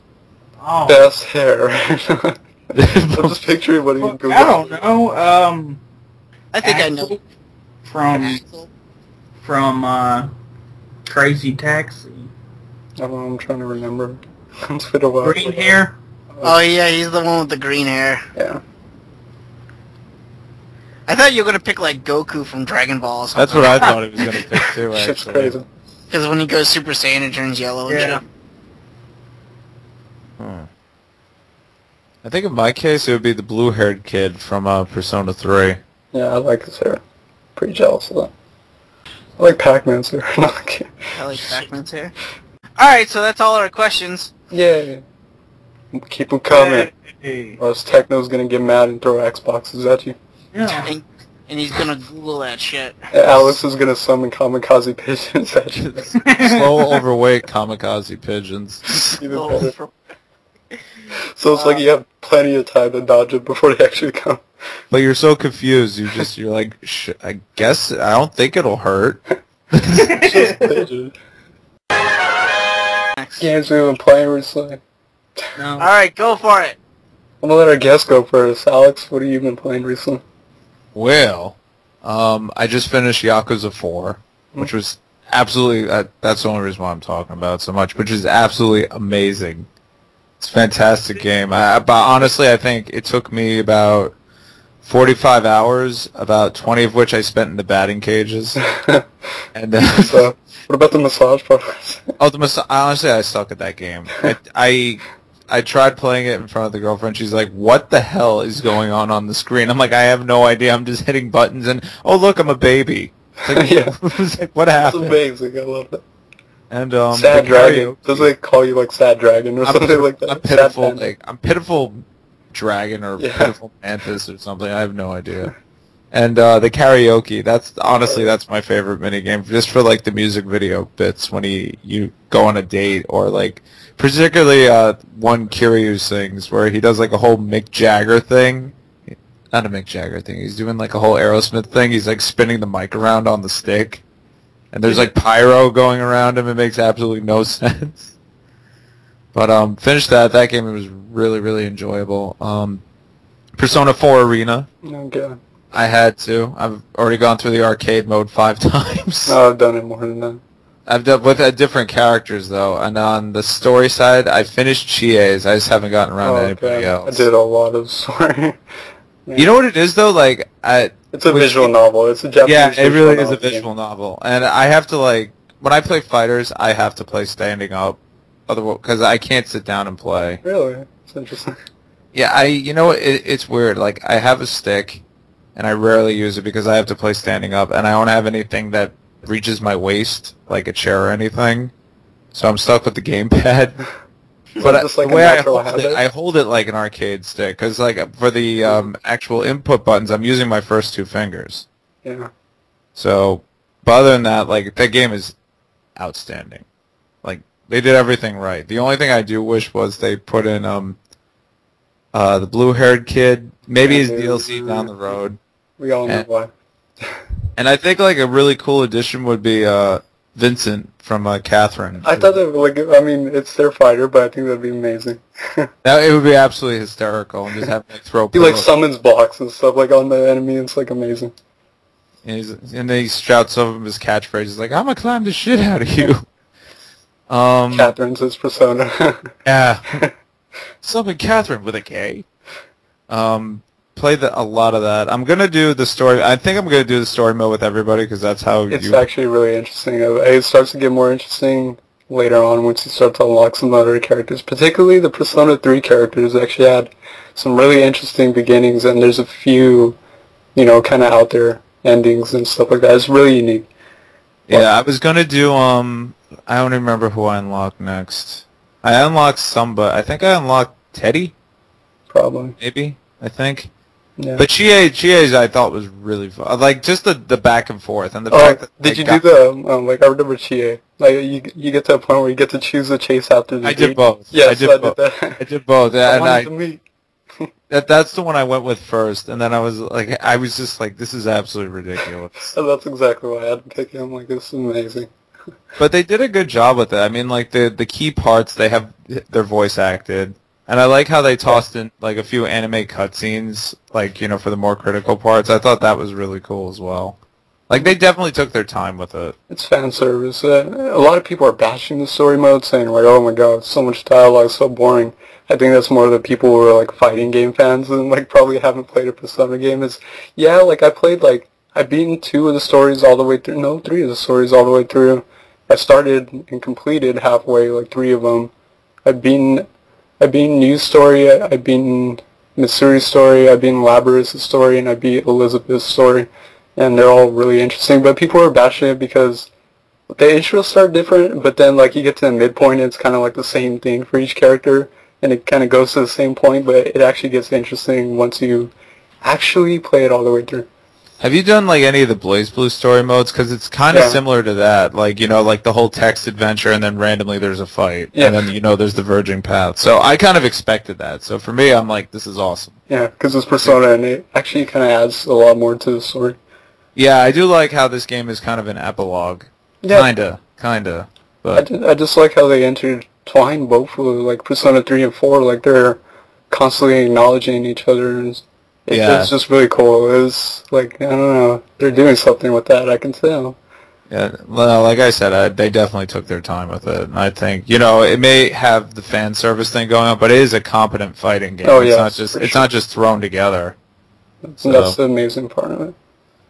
Played that. I also been playing Castlevania Rondo of Blood on the Virtual Console. I just finished that last night. And I have to tell you, man, that game, as much as I love Castlevania, is so fucking hard. Are you kidding me? I beat that with one hand. Oh, good luck. With who? I had to cheat and use Maria for like 2 stages because I couldn't do it. It was driving me nuts, but really, really, really good game. The Virtual Console, they don't sub it or subtitle it in English or anything. It's just pure straight up Japanese and German voice acting for the intro, but yeah. You could put it together. I mean, you know, it's like one point Richter says, you know, blah, blah, blah, blah, blah, Richter Belmondo. And I'm like, oh, he's saying his name is Richter Belmont. Perfect. Okay, I know what's happening. But, game's absolutely fantastic. I actually did a video on it, like me playing through a stage, but YouTube thinks that I have a Cole Porter song in there, and it won't let me post it. Do you? No, I'm like, it sounds like this song, and I'm like, no, it doesn't. It's the freaking Castlevania theme. I don't know how the two of them are related. But it's the robot, the YouTube robot. Yeah, I don't know, but yeah, so that video won't come out. But essentially, it's just me dying on stage 5 like 6 times and cursing. And then after that, I've been playing Ys Origin, which is outstanding. I'm doing a Hugo's story. I think I have like 2 or 3 more save points on his story arc, and then I'm going to do the other ones as well. But it is awesome. It's absolutely awesome. But I tried playing with the keyboard. I had to get a gamepad for it. There's too much. There's just so 360. Yeah, that's what I'm doing too. Point blank, he hooked me up with a one of the dongles so you can sync a 360 controller, because he had an extra one apparently. So he hooked me up with it, and I literally I had to be like, thank you. It made the game so much better, and it is already such a fantastic game. So if you have it, if you got it during the Steam sale, start playing it. It's awesome. And that's it. That's all I've been playing. Nice. A lot of time sinks. Yes. I'll go next since I don't have that many. I've been playing some Halo, the Anniversary Collection. You guys remember, like, a few months ago, I playing it with a buddy of mine? Well, he, like, traded it in, so, like, we recently just rebought the game, just so we could finish the campaign, and, we just beat the... shoot, what's the level? The 2 Betrayals levels. The one where it's in the snow, and, you know, we're just going through it, trying to beat the game on Legendary again. We got, like, 2 levels left, so there's not much to say about it. It's just, you know, your typical Halo game. But the game I've been putting a lot of time into is the Kingdom Hearts Dream Drop Distance. Now, this game is a fantastic game, you guys. I'm dead serious. The only thing that doesn't really help people is, like, this is a game that you have to play the other games to get. Like, there are, like, glossary things within Dream Drop Distance that will try to, like, keep you up to speed, like what happened in Birth by Sleep, what happened in Kingdom Hearts 2, but you really have to play, like, the previous games within the series to kind of, like, get the overall story. So, like, I recommend this game to anyone who's played the previous Kingdom Hearts games. But the game itself, it's really cool. It's, you know, it's your typical Kingdom Hearts game, but they introduced this thing where it's kind of like a Pokemon slash Digimon slash Monster Rancher kind of thing to it, where you take care of these little creatures called Dream Eaters, and, like, you have to, like, raise them, you have to, like, praise them, scold them, you play mini games with them, and the more you do that, it levels them up. You know, they learn different abilities and stuff like that. So there's, like, a mini game within the game itself. Like, I didn't do too much with it, but I could see, like, for people who like Nintendogs or, you know, those little Gigapet things, you know, I could see why people will enjoy that aspect in the game. But for the game itself, it's really good, really enjoyable. The worlds that you travel to are kind of like little stories within themselves. So if you like that, it's a great game. But, like, the thing that really killed me, I was just beating this game. I won't give any spoilers away, but, like, near the end of the game, this epic, huge boss rush mode, and I'm just like, holy shit, man, how many bosses do I have to fight? But I don't know. I highly recommend you guys pick this up if you guys are not into Kingdom Hearts, though, right? That's the thing. No. Yeah. I don't feel like playing it, honestly. Yeah, like, that's the thing that sucks. The story seems so overly convoluted. It's so complex. That's why I'm telling you, like, if you played the other games, you're kind of gonna get this one, but like, recoded and all that, because I've played 1 and 2. I really like 2. But Birth by Sleep I never really got into. I was kind of like, because you know what it is with me? I want part 3. That's what I want. You know, I understand Dream Drop Distance is like 2.5 or something like that. Like, it takes place directly after part 2. Okay, well, I'm not going to say anything about Kingdom Hearts 3 because I've seen the secret ending. Oh, okay. And I was like, holy shit. Good. So, like, I'm not going to say anything about that. But yeah, like I said, if you guys have not played the other Kingdom Hearts games, I cannot recommend this. But if you guys have and enjoy the other Kingdom Hearts games, highly recommend this game. It's really awesome. I love just the whole Kingdom Hearts series as a whole. So, is Recoded, like, involved in that at all? Like, yes. If you play that, you'll get more tidbits out of it?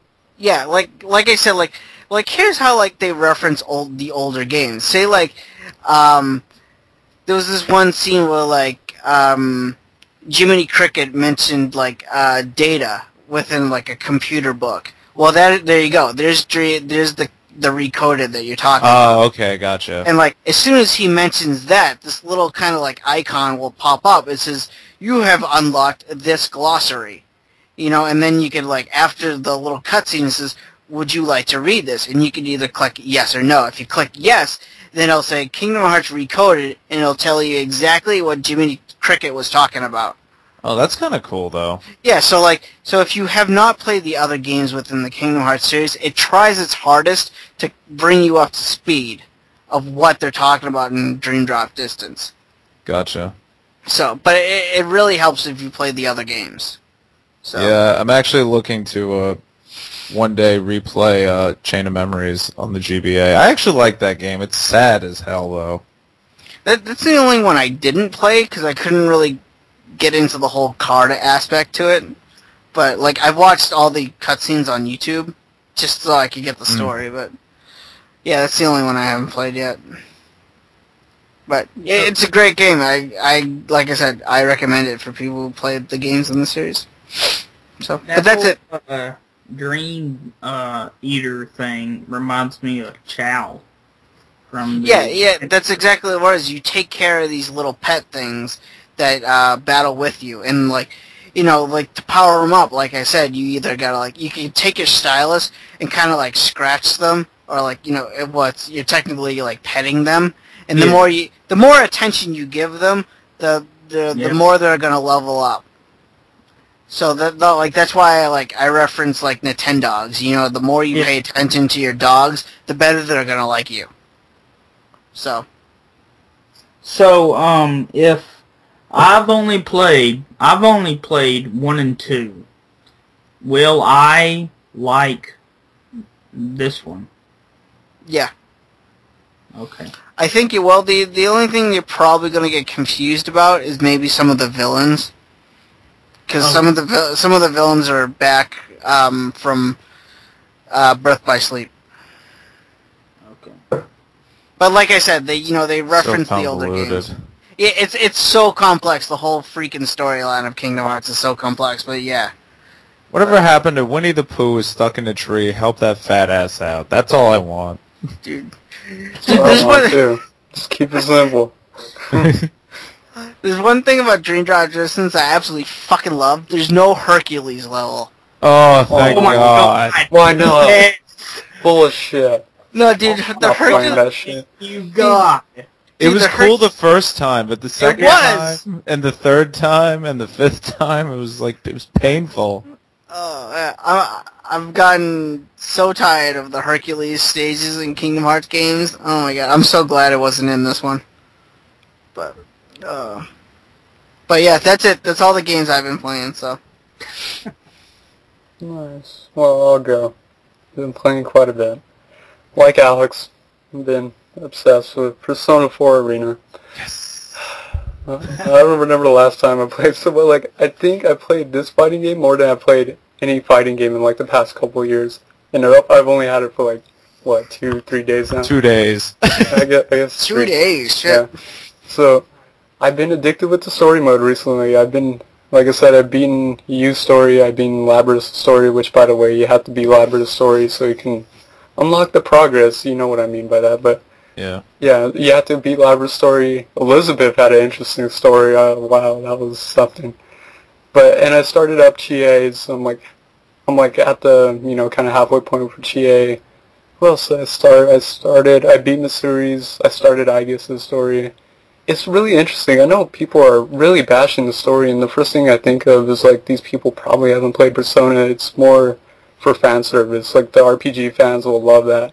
And yeah, there is some monotonous dialogue, but I really like when the characters are actually talking. All of it's voice acted, which helps a lot. And they did change some voice actors, but they all did a pretty good job. Except for the P3 characters, they're actually pretty similar, except for Fuka. But interesting, and it's just so interesting to see that they didn't make these necessarily conflict. They're actually kind of helping each other, and they're intertwining Persona 3 and 4 really nicely. There's little things Rise helped Mitsuri do a commercial for like way back when for the Karijo company, and it's just really interesting. Like they're really combining these two games, which I didn't really think they'd do it so well, but they really executed it nicely. So I've been playing a lot of story mode, a lot of interesting stuff there, and some of the endings are, well, the ending in general, it's, let's just say, I expect nothing less from Atlas. Atlas is really good at playing with emotions, but bravo to Atlas. And the fighting mechanics, it's a damn good fighting game. It is balanced as hell, to the point where there is no low tier. Like, honestly, every character is just absolutely playable. Like, you'll see everyone playing everyone, because there really isn't a bad character out there. There's some overpowered characters, a couple of them, and there's some characters like Elizabeth, which require a little, you know, kind of more finesse to kind of understand, but they're all really well balanced. It's a balanced fighting game, and I think part of the reason is because it was an arcade game before, so Atlas had a lot of time to kind of work with the arcade game and see how that worked. I played through the arcade mode. I've beaten, like, I would say like 4 or 5 stories out of that. I've just been playing it a lot. It's so much fun. I'd say my favorite characters so far that I play as a lot is Mitsuri. It took me a little while to learn Mitsuri, but I finally got the hang of her. Chie, surprisingly, I became really good with. Yeah, Chie's my character too. Yeah, and I didn't want to play as her because I really don't actually like Chie, but I wound up being good with her.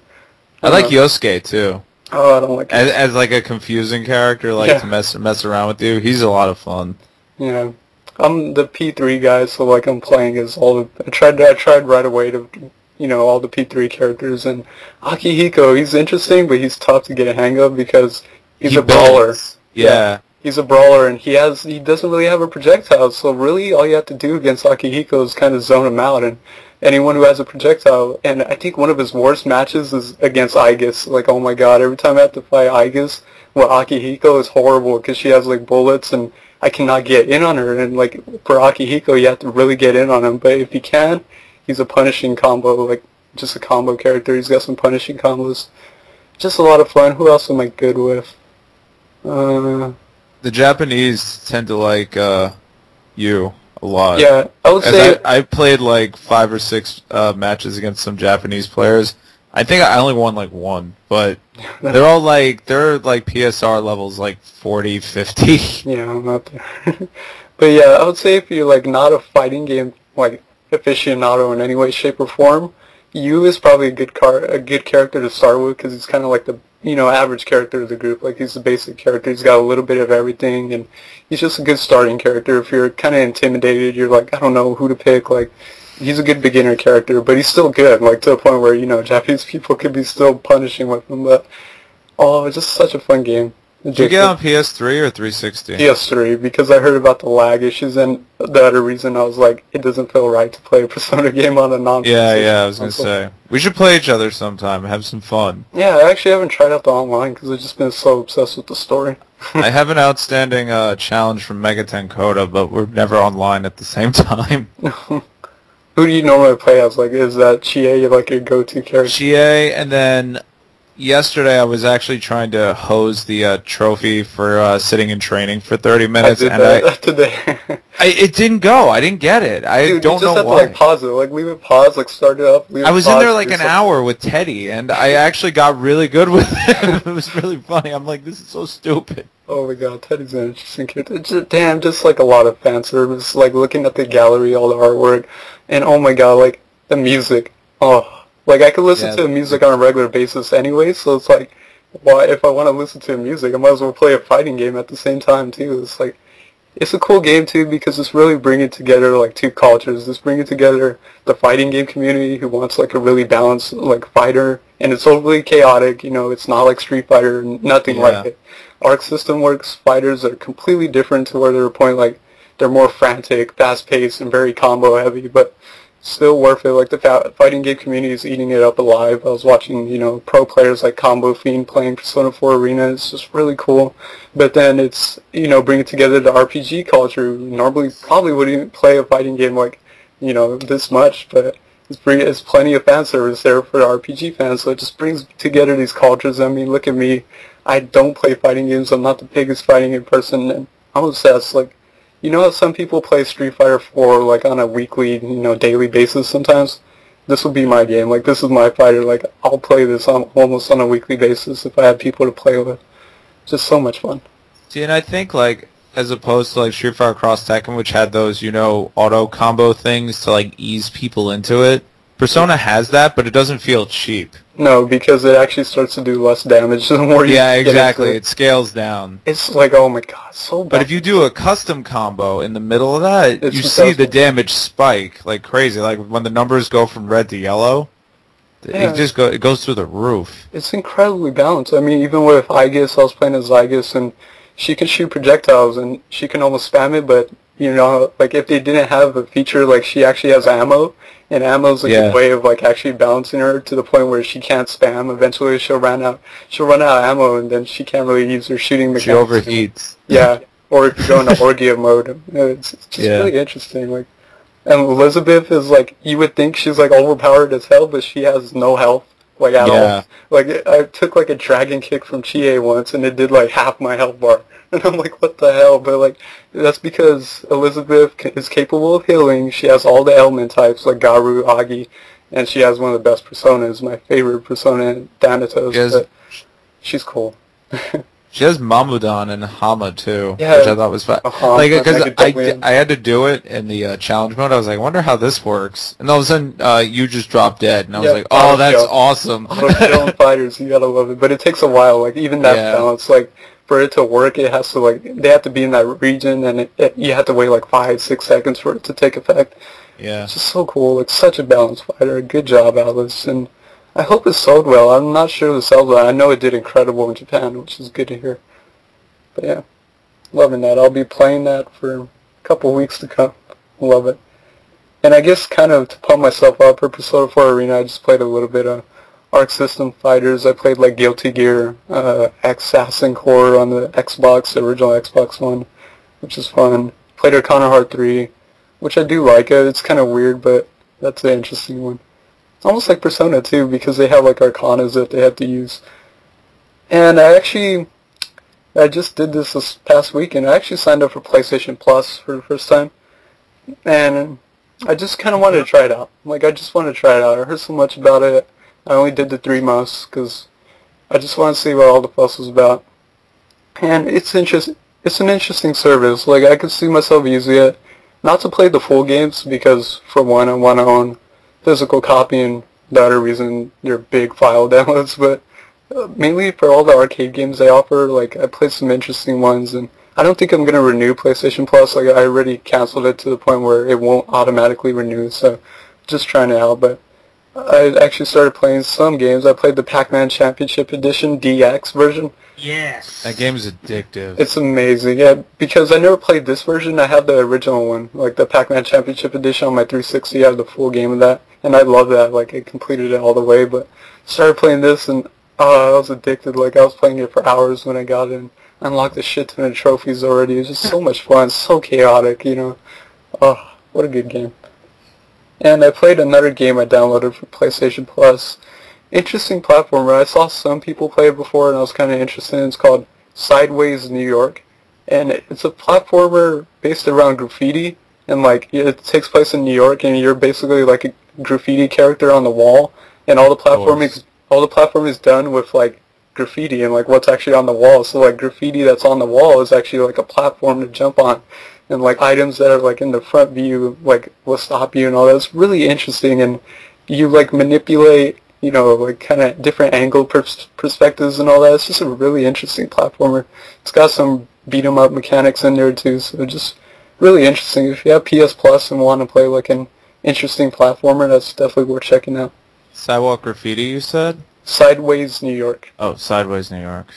Yeah, it's interesting. It's all graffiti based and just a unique idea on a platformer. Really cool to see. And I actually beat this game that I mentioned last week. I beat Dungeon Siege 3 recently, like earlier this week. And I liked it. I liked it a lot. Like, it's, if you're looking for a classic style RPG, like Diablo or something, where it's like, you know, that kind of addicting kind of quality, but maybe you don't want like a big time sink like a Diablo or something, because it took me about 15 hours to beat the full game. But it is very enjoyable. Like, it's really well done. kind of dungeon crawling RPG. I just got addicted to it when I was playing it. The story is actually really interesting too, and I like how it finished off. And like Mass Effect, they kind of make you more interested by forcing you to choose some very critical choices, like to the point where you're multiple times you're choosing whether people die or whether they get imprisoned and stuff like that. Just really critical choices really help the story a lot, and just overall addicting game. If you want a quick classic RPG to play, Dungeon Siege 3 is definitely worth checking out. But yeah, back to Hexite. Hexite's an interesting, like, shape-based, kind of turn-based strategy game that's like you take turns against the computer and battle it out with these little tangram shapes. And there's like these little hexagon forms, and when you form it, you get points. So obviously you kind of want to try and do that, but it leads to like conflicting, with the computer. Like, I'm strategically going to place this right here, so it forces him to do this, or, it's just very in-depth, really fun. And I played 2 PS1 games, and actually both of these are surprisingly really good. One Pete talked about a while back, and that's called Omega Boost. I got it for like $5, a really nice copy of it.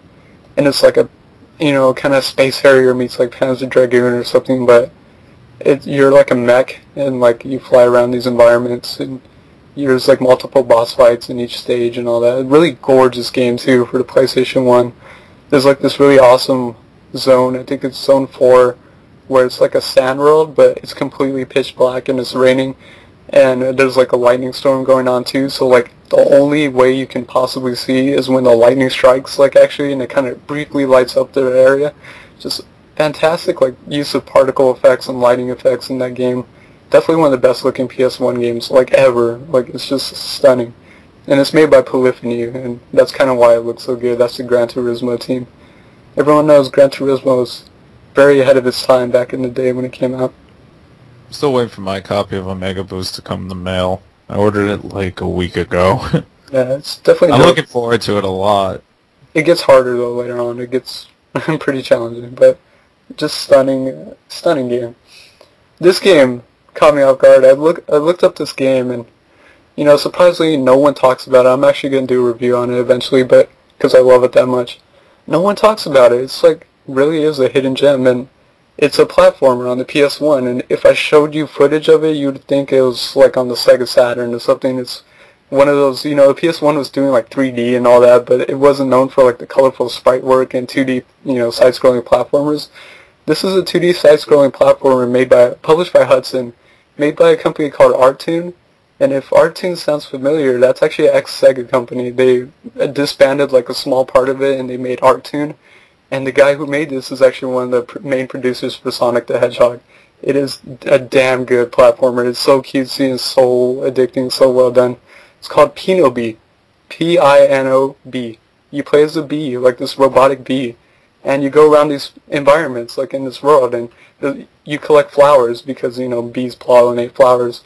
But it has like beat 'em up mechanics. But what's interesting is you have this dash feature, which you can press it and you dash really quick and all that. And you can build it up to a point where you can have multiple dashes. So by the time you know it, you have like a 6 dash ability. You're zooming around the environment, collecting like from flower to flower, jumping from here to here. Just so fast paced, so addicting. Presentation is gorgeous. Like, it's just a beautiful game. So fun. And like, it's cheap. And I don't know why people don't talk about this game. It's ex-Sonic, Sonic producer. Yeah. It's Sega, ex-company Artoon. It's never talked about. It's damn good. There's also a port on the GBA too, which is fairly similar, but obviously a little bit lower on the graphics quality. But a damn fine platformer. Like, it's one of my all-time favorite platformers. So it's definitely worth checking out. It's just so underrated and very unfortunate. It does look kind of cool, actually. It's very fun. Watching you see like the gameplay of like when they have the 6 dash ability, like I do right now, and you're zooming around from like kind of flower to flower, just hitting collectibles. It's just a point A to point B platformer. There's like a door you have to get to at the end of the level. There's actually boss fights in it too. The boss fights are pretty nicely executed. The level design and just the level variety is actually really nice so far. So just a damn fine hidden gem on the PS1. And that is actually it. So, Techno. Yes. Now that I'm not echoing, what are you going to play? Well, before we get into what I've been playing, you two know this, Cliva and Dan, but my passes for PAX Prime have came in. Yay! Hey, Yay! Yay! buy me something. Booyah! Buy me something. What? Bring me a super. Buy me Echo. Go to the Atlas booth and just hoard everything they have for me. Yes. Okay. Send I them. will. Take the booth. Just take the booth. Take the boot. Okay. Yeah. Yeah. So if you see me there, come hang Say out. Say hi to me. Yay! Buy you a sandwich. Burger. Get it right. It's a Buy hamburger. me a sandwich. But yes, yeah. So now on to games I've been playing, which are Infamous 1. Been going through that again to, be an evil son of a bitch. And Batman Arkham City on the whole Harley Quinn thing. And what else? East Origin. Heck, yes. I have to say, now that series has to be one of my favorites. And thank you, Johnny Millennium, for showing me that series, because it's amazing. And if you haven't played the series, any of them, you should, because they're awesome. And yes, very awesome. Awesome. Yeah. You're so descriptive, Techno. I know, dude. Totally. And I think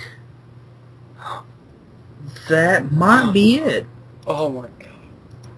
Yes. Well, Yes. Sonic? I'm disappointed. Yeah. No Sonic. Gasp. Nope. Gasp. Yes. No Dreamcast. Gasp. So, yeah. I'm done. Yay! You don't have to be so rude about it. I know, seriously, come on. I'm an asshole.